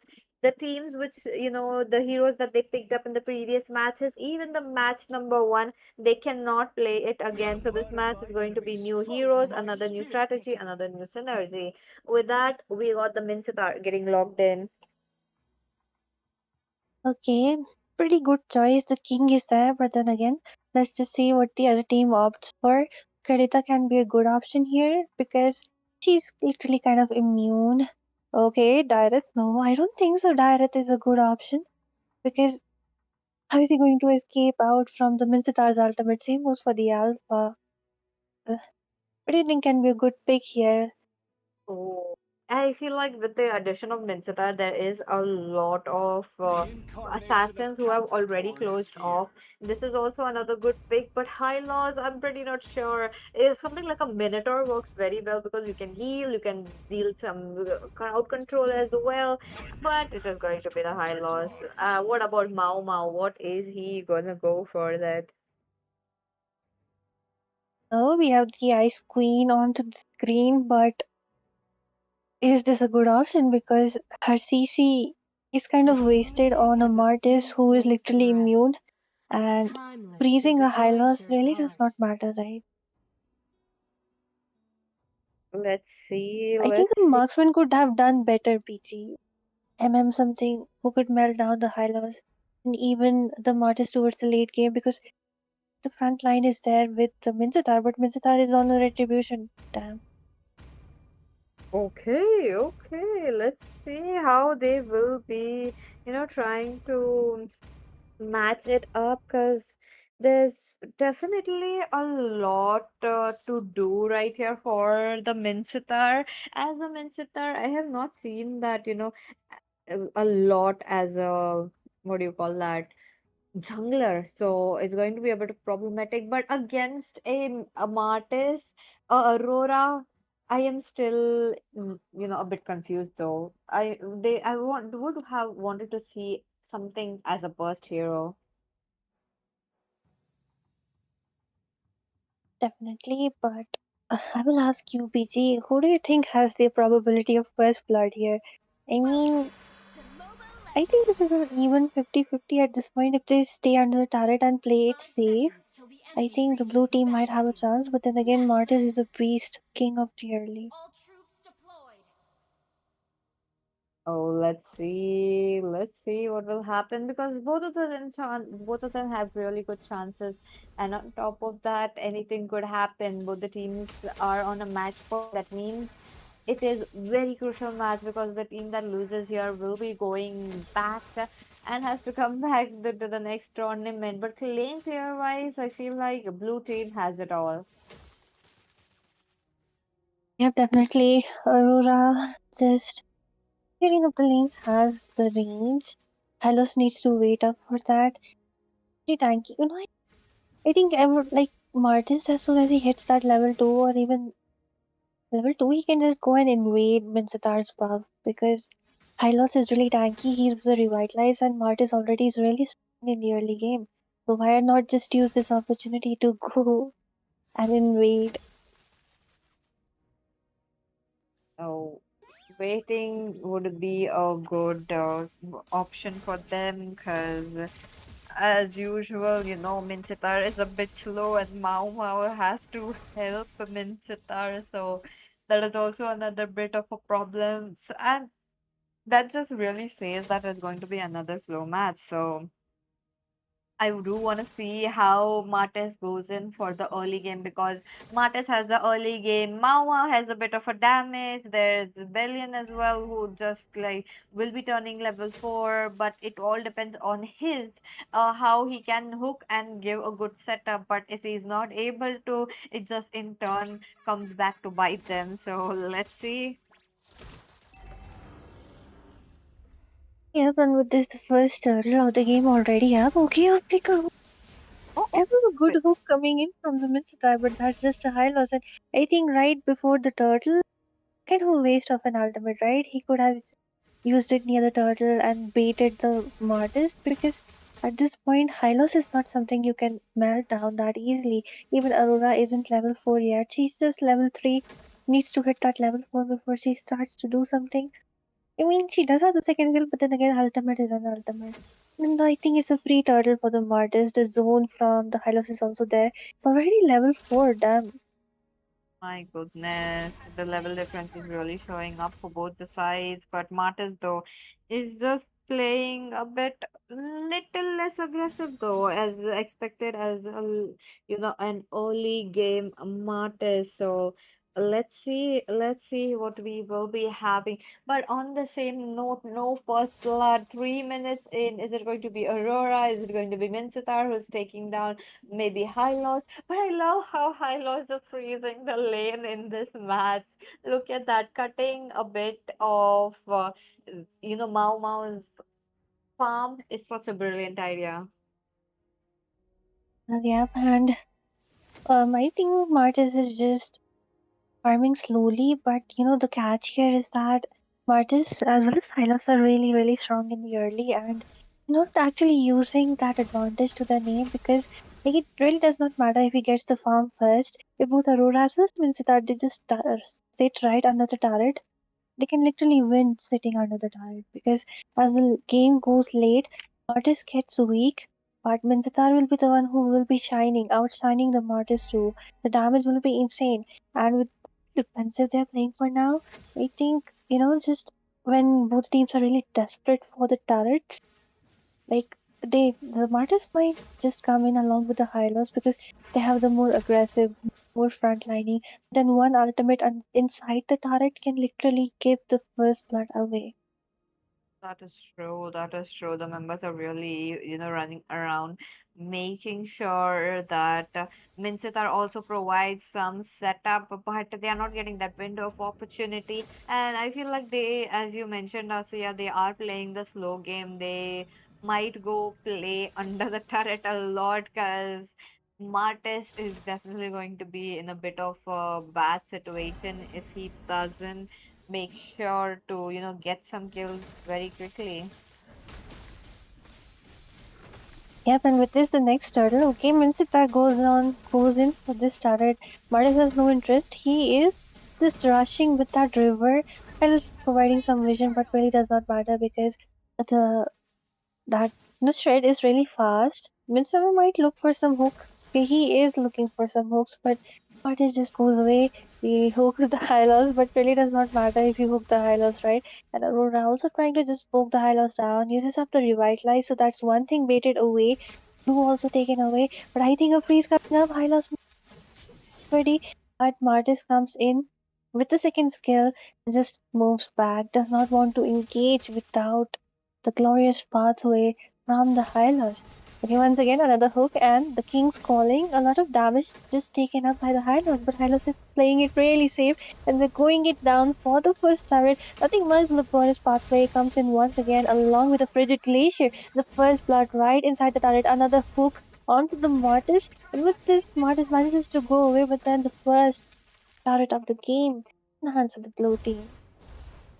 So 6 minutes in, and yet the other one's taking down. Hey, I don't think that was a very good option, DYR, because you have a big chance that you are losing another turret. Look at that billion also farming, his HP by that turret. He's able to stop that. He's able to, deal a bit of a damage. Look at that. Well, Mauma is definitely playing a bit safe. I mean, what to say? That was oh, why Martis came back. He was trying to maybe safeguard the second turret, but it's not worth it. What can we say anyway? But with this, the Martis as well as the Hylos, they did not really use the early game potential, which both of them they have. Why didn't Hylos invade? I'm still wondering the same question I have. And right now, when Winstar, he's level 9, he has a lot of equipment. He's literally even shredding down the Hylos. And I wonder what Hylos has made because he really needs to make the Pauldron and the Antichurus. Now, Hylos as well as Martyrs are definitely in a big, situation where they have to take the kill, where they have to take a turret as well, and it is just Aurora. But Aurora does have the immunity of her passive to, actually safeguard. So I feel like she is definitely going to be, waiting it. So let's see, what is it going to be? Now that looks like BYR will be dodging that. A very nice dodge, very quick reflex right there. So let's say mid lane, a bit of attention is rising, but it's not much. Point, Martis can't do anything. The early is gone. It's the lead. Late game is the domain of the king, and we might see some ultimate king falling. Okay, the frigid glacier right onto the Hylas, along with the revitalize being used up out there. Dread and the like pull coming in, the glorious pathway being used just to run away. But does that even matter? Because I think it is kind of a waste. The glorious King's Calling might come up pretty soon because the second skill from the Mortis has been used up. But yep, here comes no revitalize in the hands of Hylos and a lot of damage, the poke coming in from Aurora as well as Minster. And with this, the Ring of Punishment also being stopped by the Hylos just to safeguard that HP. But with this, the minions are making the way. The second turret might be taken away from them. Okay, but then they just decide to play it really safe because almost 9 minutes into the game, nothing much can actually happen in the last 1 minute. I do agree because there was like the lot that just happened, around the 8th minute as well as the 9th minute as well. I think 9th minute definitely is very crucial. 1 minute left for these teams. What is it going to be? There's just one whole turret. Oh, it's like Martes wants to go in for one serious fight. Will they be able to take down Minchita because he's trying to heal it up? He's looking quite low and yes, a double. That's going to be Mao as well as Billion taking each kill, and they won the match. Or Yeah, is it too early to announce? I know it is clear victory for them, right? Because they have more kills, they have one turret, they have two turrets now. We have 10th minute mark also nearing up. So, ladies and gentlemen, the last game for today we already have our victors. This was definitely an interesting match, though. I just wanted to see how many turrets that they could take down before they go back, and the answer is true. Yeah, but the King's Calling, once again, they want to take another kill before they say goodbye as the 10th minute drops. Another kill into their hands. Pretty good job done by Minster, I would say. Combo worked out pretty well, but then the only issue was Hylas as well as Martis being picked up and yet no aggression in the early. That's true. That was definitely a bummer from the both the sides. But maybe into the other game, maybe at the next time we will be able to see something. Uh, Not this game though. Unfortunately for them, they will have to go back. And yep, that is going to be it for the third series. And we'll check out the results. Looks like I think they wanted to go in for a bit of a 9th minute gain, but it did not work in their favor. Well, but it is what it is. Hopefully, we can see them somewhere else in some other tournament. And with this, ladies and gentlemen, we will be going in for a short break. Do stay tuned because after this, we have what you all have been waiting for the giveaway.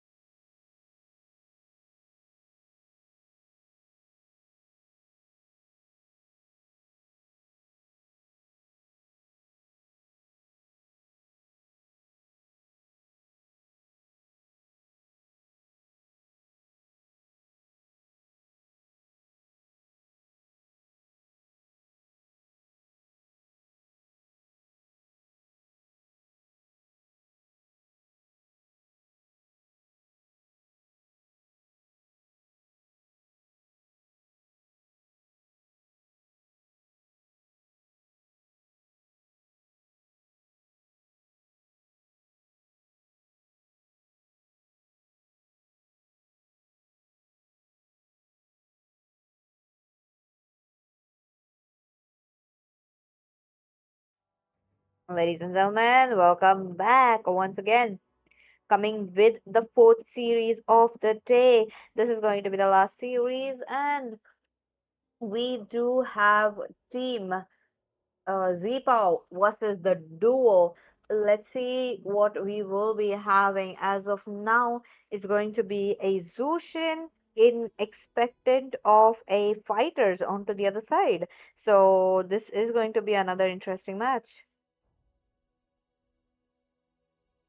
Yep, definitely. And Sushan really strong against the Thamus.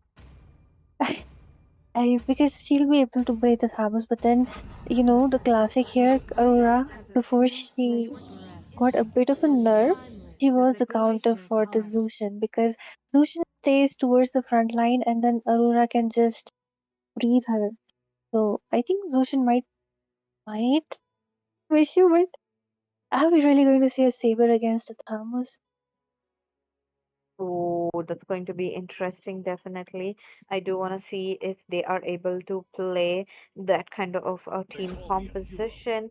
But at the same time, there is a YSS. This hero is known to farm up and then deal a bit of a damage. Is it going to be that kind of a situation? Or is it going to be, I feel like it's going to be the ninth or the eighth minute situation in our hands once again. Yep, definitely, but the Vices will have to farm a lot. But then I think a good Vices can take down the Thamus, but then again, the same issue exists. Like, he really needs the Zushin if he's planning to melt down the Thamus. So, but then Zushin needs to be careful from Aurora because she's on the Flicker, she's not even on the Purify. Maybe she can go with a semi tank build, and you know, I think semi tank can do a great job here because she will be safe herself and then she can do the front lining, which Oasis can also benefit from. Oh, that's going to be a bit of a good situation right there. So let's see if they do go for the same or not. As of now, you guys know the fourth series is on, and do comment which team do you guys think can win. This is the first match, best of three series. Now, on the same note, I feel like again we will be looking at a bit of a late game. So slow game, let's take it slow as well. Once again, Aurora though, Aurora did not work. I mean, it did work out very well in the last game, but this game, it does she have a chance also, yeah. Mm. Let's see if they do or if they do not. But for now, the buff getting invaded, of course, it is Zushin. She's just look at her. She manages to grab it. Oh, that is so good. That is definitely a bit of, the farm not getting into the hands of the Thamus, but the Thamus did not have a retribution, so that is definitely there as well. But okay, there is definitely a vision from both the sides, and I'm pretty sure Zushin will be safe. They have nothing much happening, and Zushin can absolutely bully any mid laner in front of her. I'm really surprised why didn't Thamus go for the jungle because there was a Vices in front of him, and you really need to out level him, right? And with this, I think Vices will be leveling up really fast compared to the Aurora as well as the Thamus. And at the same time, Lucian is doing a great job providing some visions out there.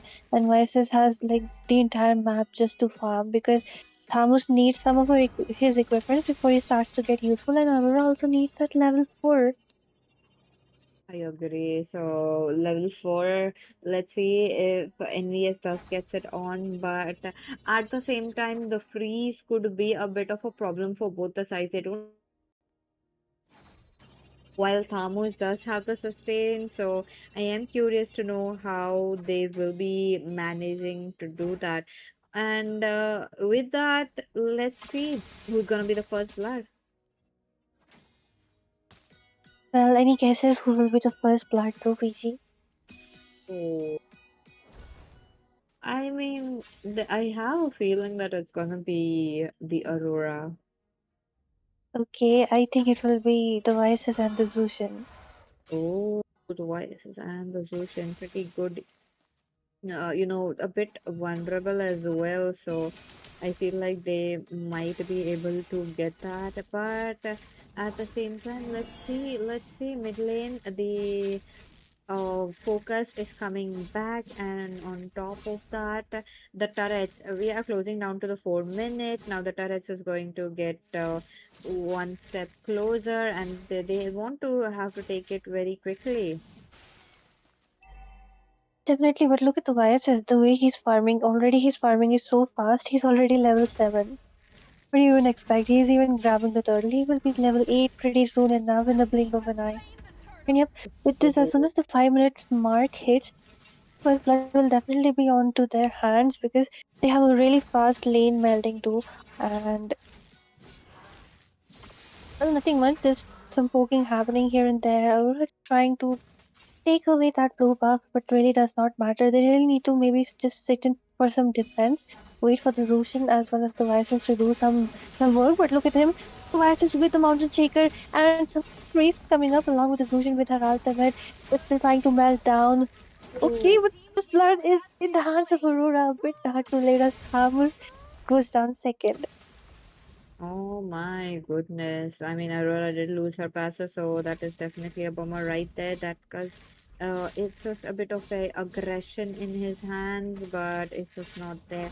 As of now, YSS is just farming it away. He knows he has to do it and try to take the game around the ninth and the 8th minute. And yeah, definitely pretty equal though, one for one. But then again, they are just, being really aggressive. Even though Vices has a late game, it's really surprising because, of course, there is a Zushin out there. So yeah, I think it's kind of a balanced comp from both sides. But the bullying coming in from a Zushin is really, really annoying, especially when you're the main. Always there, even though she did get now, but the Mountain Shaker onto the Aurora, she does not have the passive.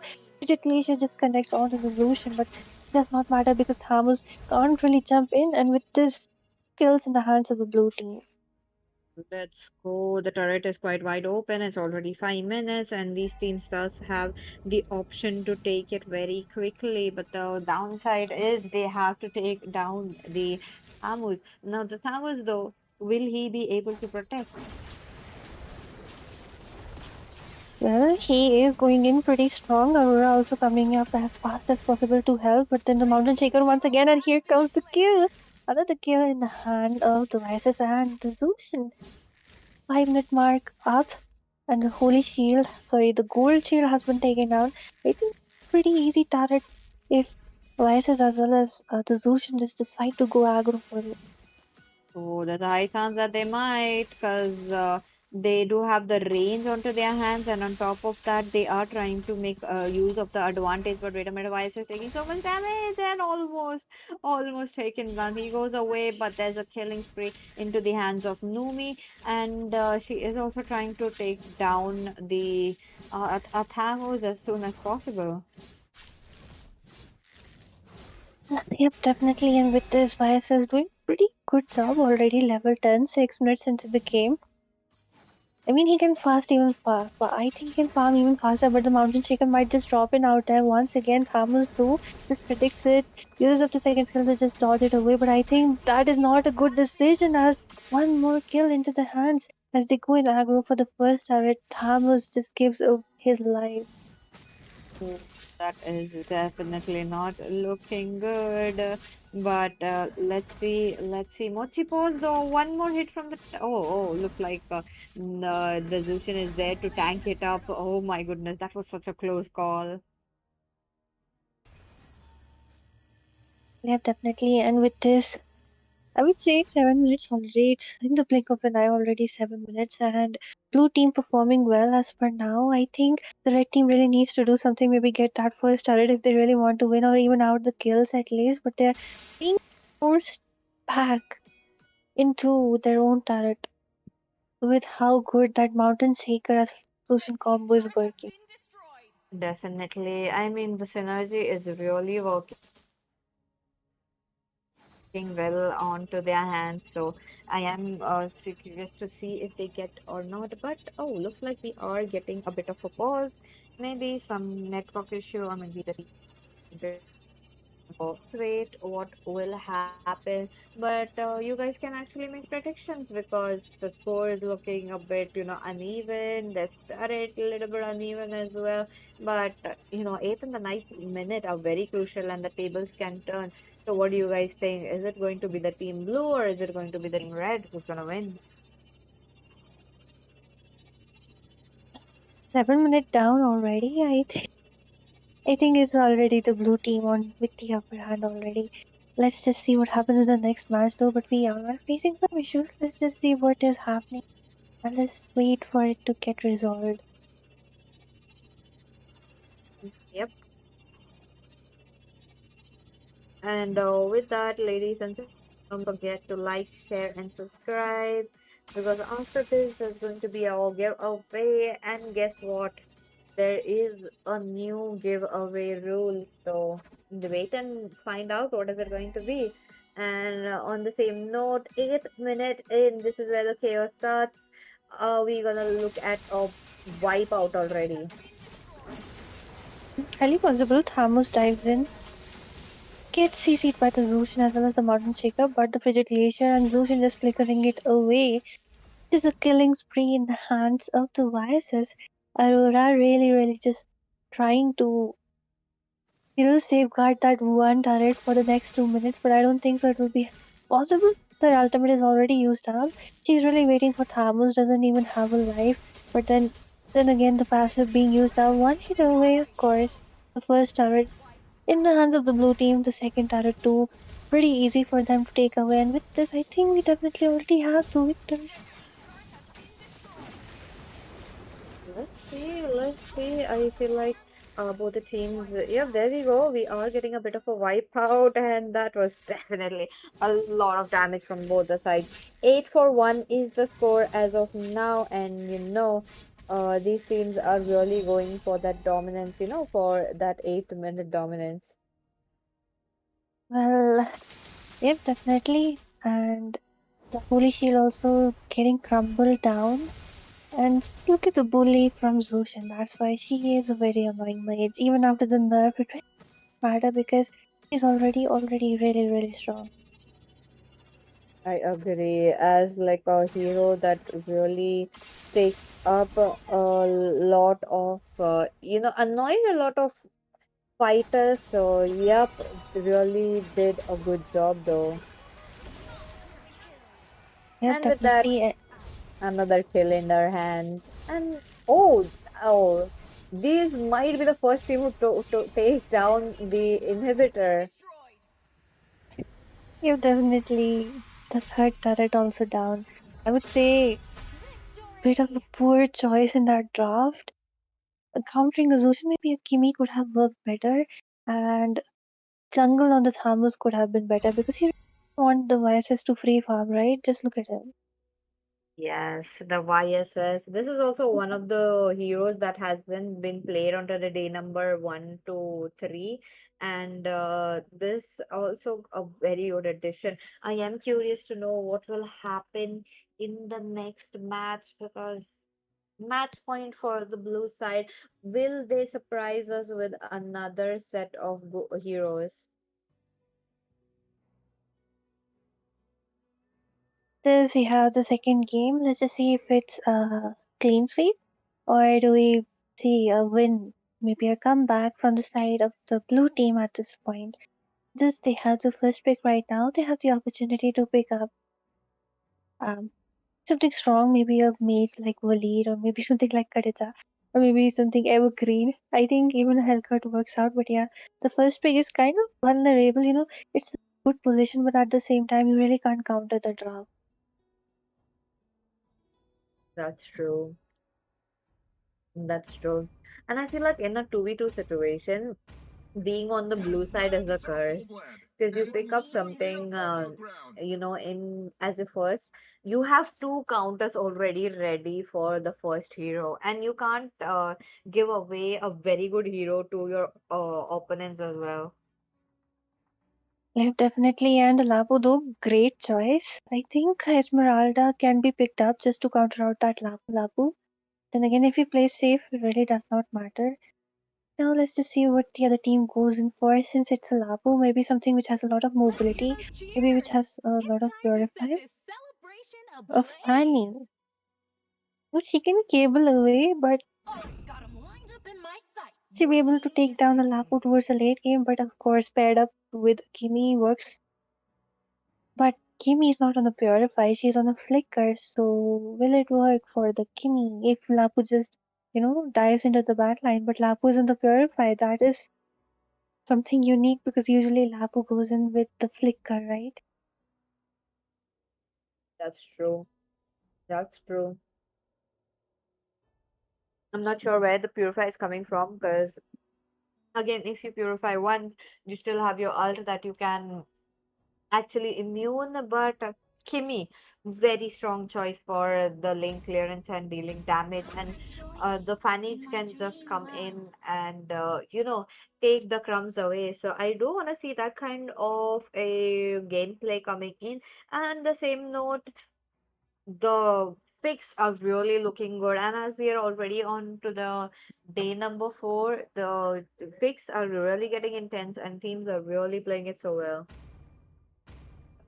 Yeah, when first time seeing a Fanny in this tournament, let's just see how it works out. But Kimi is one of those mages, maybe one of those marksman mage who really needs a front line. I agree. I don't know if she will be able to survive this because Lunox can burst her down with the flicker combo. Same goes for the Lapu Lapu. Both of them really strong. But then again, I think Lunox might face some issues when it comes to clearing up the lanes. Although they do have the Lapu Lapu to help, but then Kimi can Five literally bully the seconds till the front. enemy reaches So the whoever battlefield. is against her Smash in the them! lane except Sushin as All well as troops Vexana, because deployed! both of them can literally give an equal pressure as a Kimi gives. That is true. That is true. Only time will tell how these members wants to play and actually, come up with a bit of a comeback.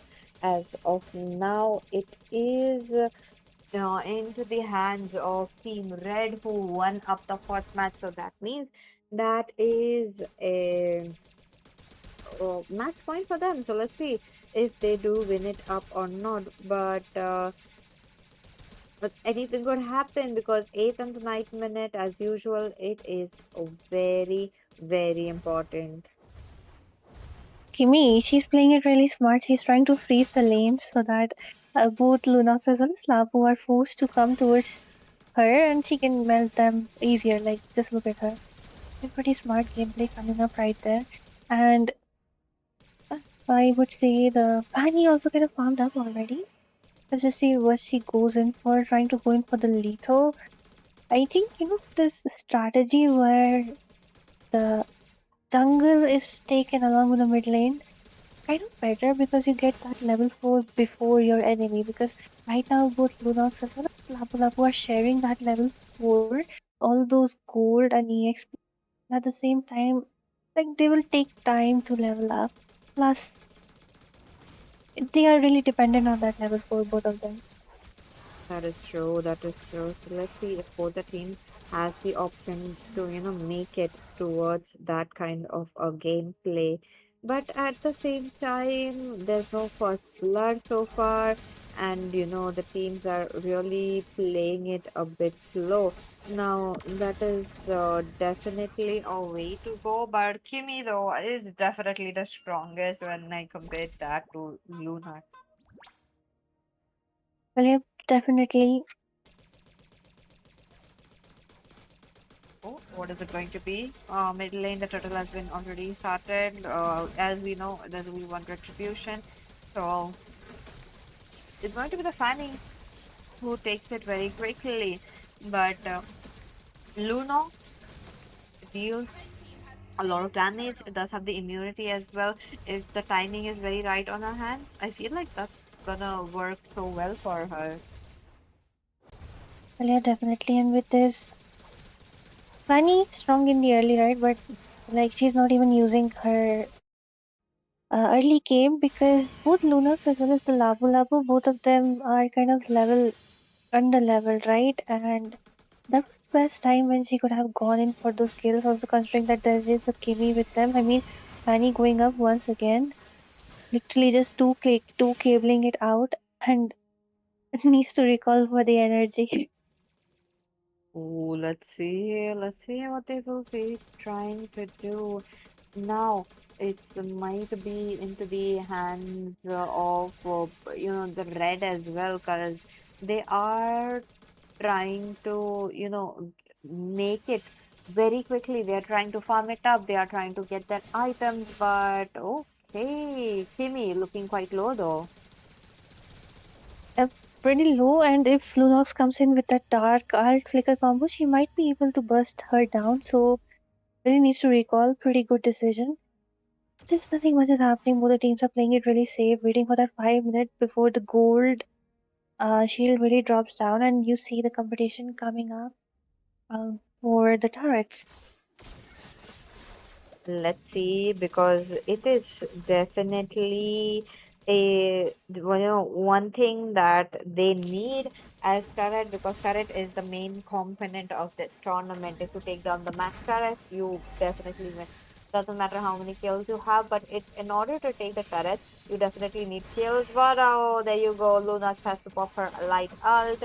And Kimi though, this is what I was talking about. Fanny though, loses so much HP under the turret, and Lunox walks away safely. Well, yeah, and with this, just look at the Kimi taking the gold from the turret. What can we say? Nothing much, though. Almost 5 minutes up, the shield will be toppling down.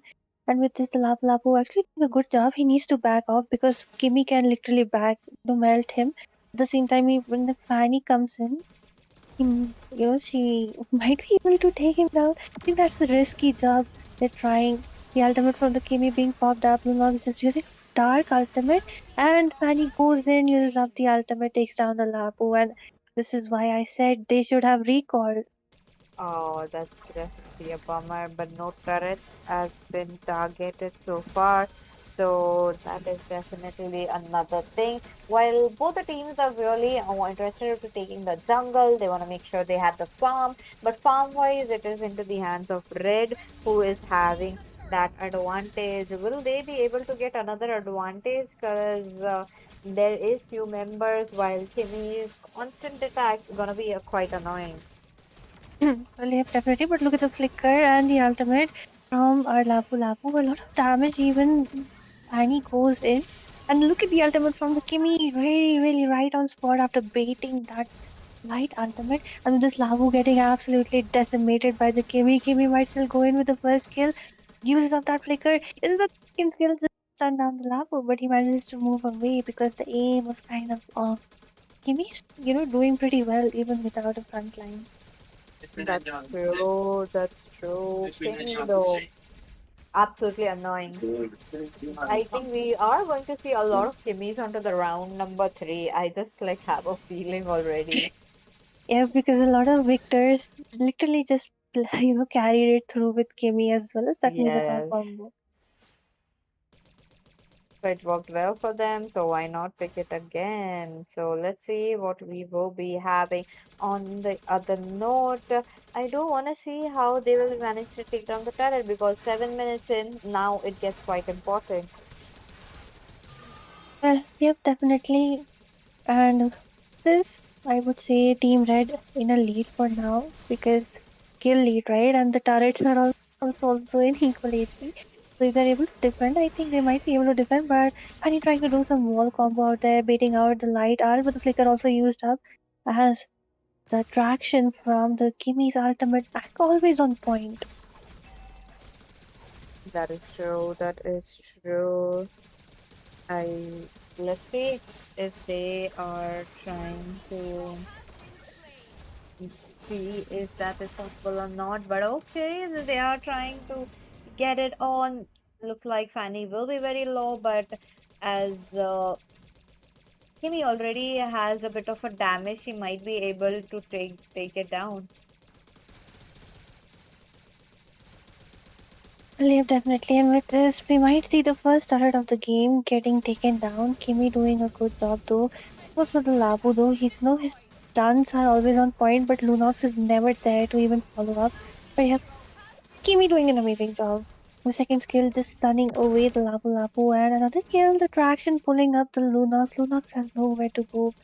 He's getting bullied at this point, and it's really surprising because Lunox is one of those mages who can actually bully a Kimi.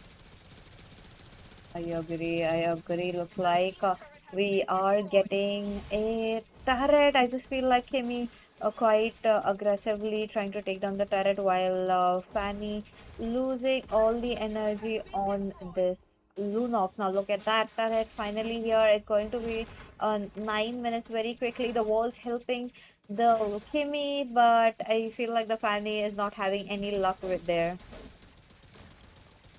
Yeah, definitely. But look at the Kimi, the aggression from a Kimi. It's kind of really surprising that usually you see such aggression from a Lapu Lapu, but it is the Kimi without a tank. That's how good the Kimi is playing right now. Unox being forced back again and again, not being able to follow up the Lapu is the biggest, you know, just I would say issue which they are facing because Lapu's damage is not enough. And even if Fanny takes some damage, she's able to just retreat with the steel cables. So yeah, it does not matter. But the flicker, okay, not the flicker, the first skill being used up. Okay, Lapu Lapu might try to do some clutch play. The flicker, second skill. Kimi takes down another kill. I think Lunox should have followed up. That would have been a guaranteed kill. Even had the flicker. Okay, I think they are trying to go in for another inhibitor, but I think the time's really closing it up. So let's see. What is it going to be? 5 seconds left, and looks like it is going to be a clean sweep.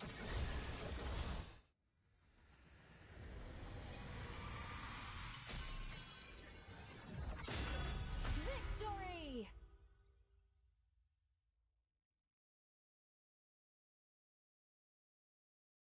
With this, ladies and gentlemen, we have the victors for today, being the blue team, dominating in both the games, almost reaching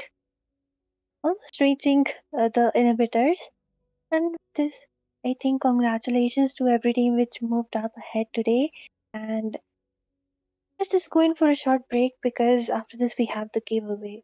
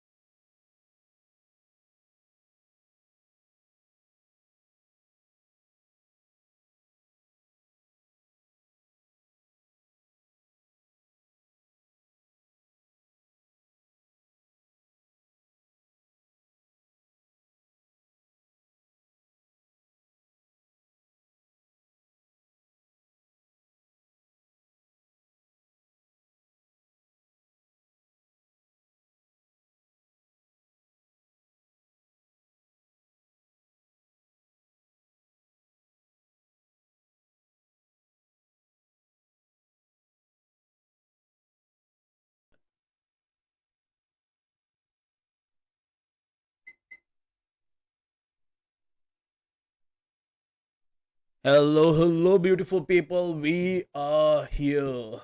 One weekly pass giveaway for the watchers that are here. एट और करवाएंगे जो maximum time थे stream पे.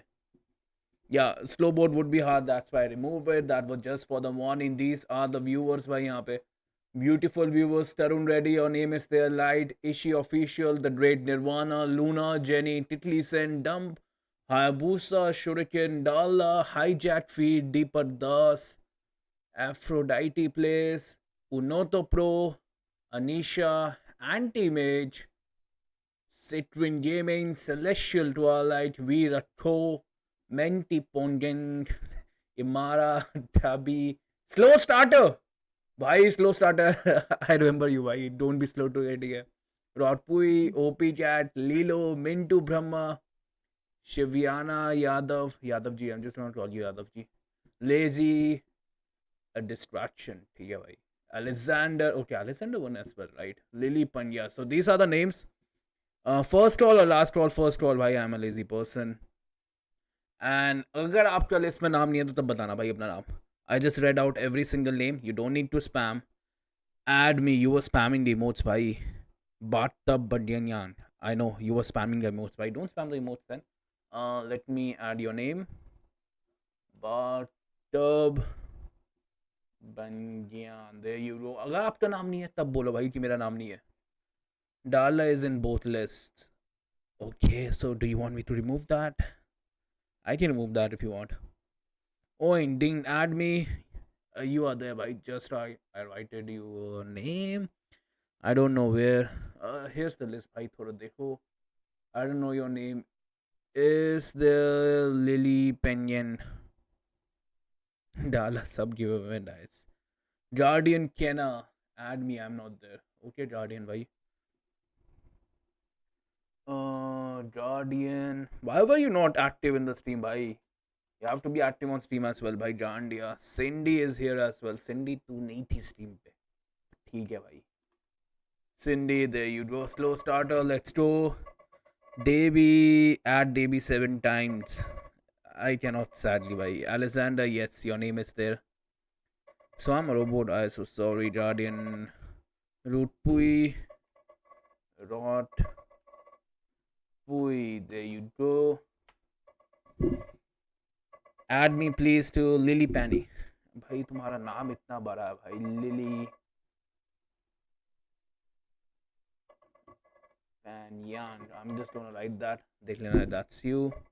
Bro, you're in chat so slow. थोड़ा slow हूँ भाई. That was not the issue भाई. Slow start. I waited more than 45. Whole match active ones will be in both sections. Yes sir. Thanks a lot. Can I get added nightmare show भाई? मैं बहुत time देता हूँ भाई.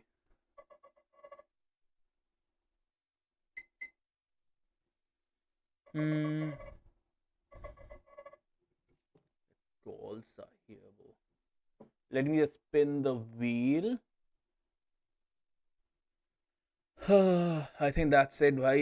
Last soul, bhai. Last soul. आपका नाम भी लिख देते. That's the last soul. Osan का नाम नहीं लिखा क्या? Osan, were you not active? Damn. Osan to day one से लिख देते हैं भाई. There you go.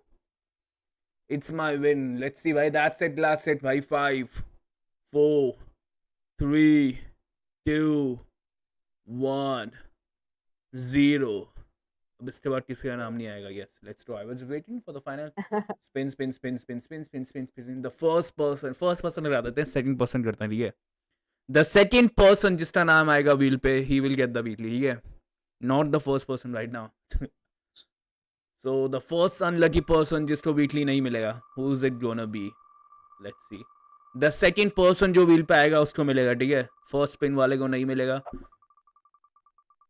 Wow, so many people. Yes, so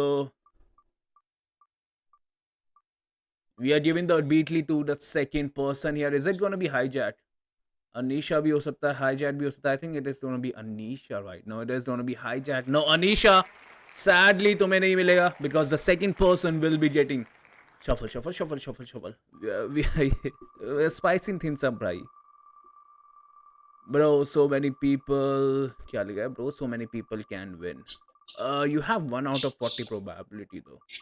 Okay, this person will be winning the weekly pass giveaway. Who is it gonna be? Is it gonna be Deepak Das? Deepak Das जी, आप यहाँ पे हैं क्या? I think it's you, Deepak Das. Deepak Das. Deepak Das. I think that's an Odisha name, right? Odia से है, Odisha, I don't know भाई, मैं geography थोड़ी वीक है। दीपक दास, क्या आप हमारे साथ हैं, यहाँ पे मौजूद हैं? हमें एक इशारा दीजिए, आप हमारे साथ हैं तो। Your timer starts now. 15, 14, 13, 12, 11, 10, 9, 8, 7, 6, 5, 4, मैं भूल गया था बीच में, 3, 2, भाई मुझे तो नहीं दिख रहा, क्या आप लोगों को दीपक दास दिख रहा है? दिख गया, आ गया भाई, मजे ले रहा था। Congratulations भाई दीपक दास, you won the weekly pass giveaway भाई। Late me just remove the name, yes not here. मुझे भी नहीं दिख रहा यार, ओपी आई डोंट नो कहाँ है। आप लोगों को दिख रहा है दीपक दास? बहुत से उनकी आईडी ले लेना यार। एंड आई थिंक वेट, मुझे थोड़ा सा करना पड़ेगा, I don't want to show you guys my WhatsApp chat. Let me just copy the list. These guys भाई, दीज गाइस जिनका नाम मैं अभी लिखने वाला हूँ भाई, दिल से थैंक यू इनको भाई। These guys were the most active through out the stream. I think सही लिस्ट कॉपी किया ना मैंने। Let me copy again.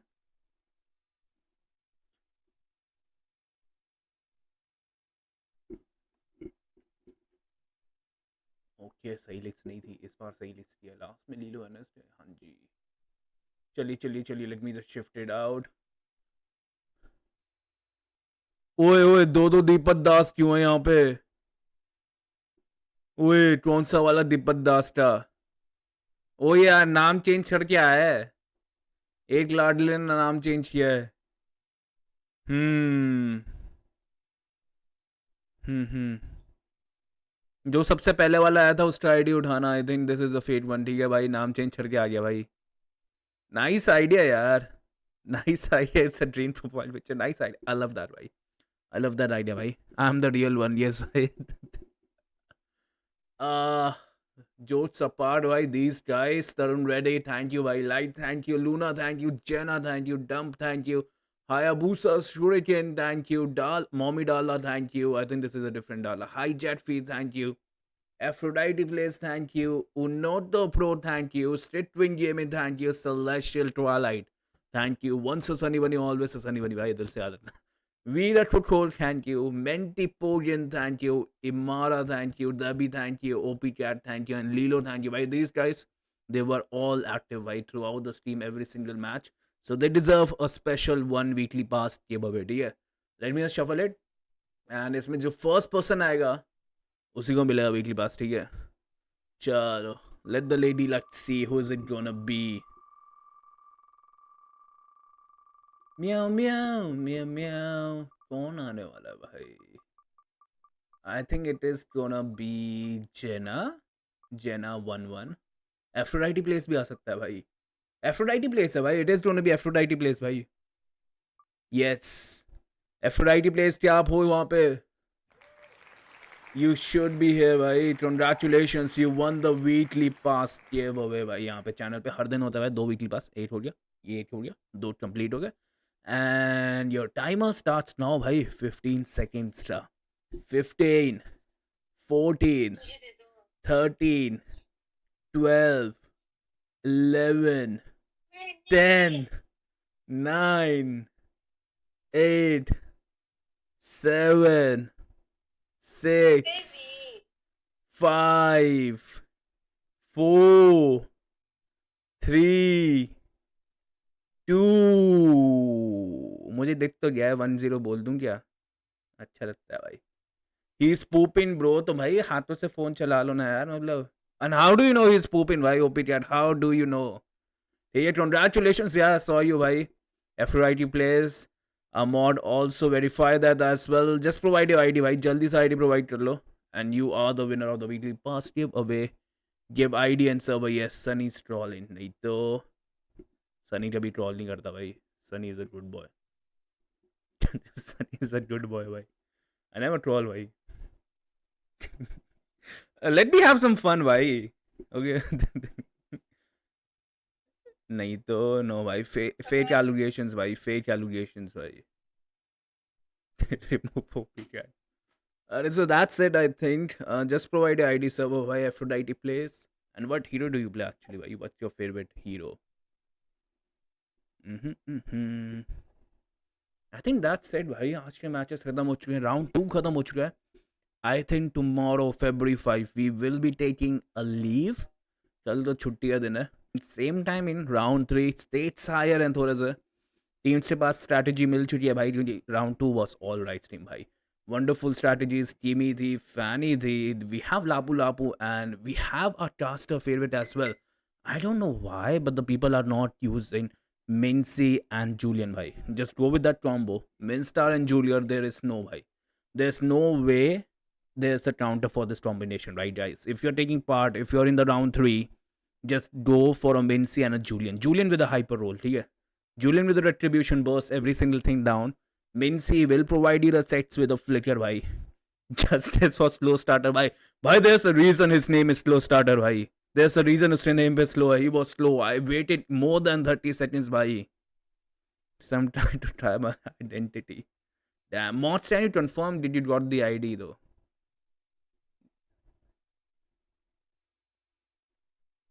This session to make fairness. This rule will continue. That's good. That's a nice initiation as well, Mods. Give me the ring line. Yeah, I have to say good night. I have to stream as well. Let's go. Let's go.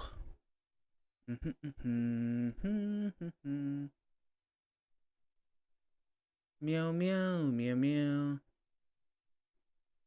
Sir, your voice is so bold. Please give me a weekly pass away. Night, but nice buttering up by. But sadly, I'm broke as well. No weekly pass for you.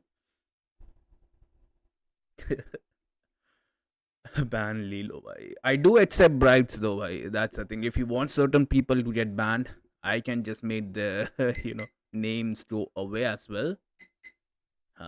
And I think with that we will be taking a leave. Good night, guys. Take care. See ya. Bye bye. Sayonara.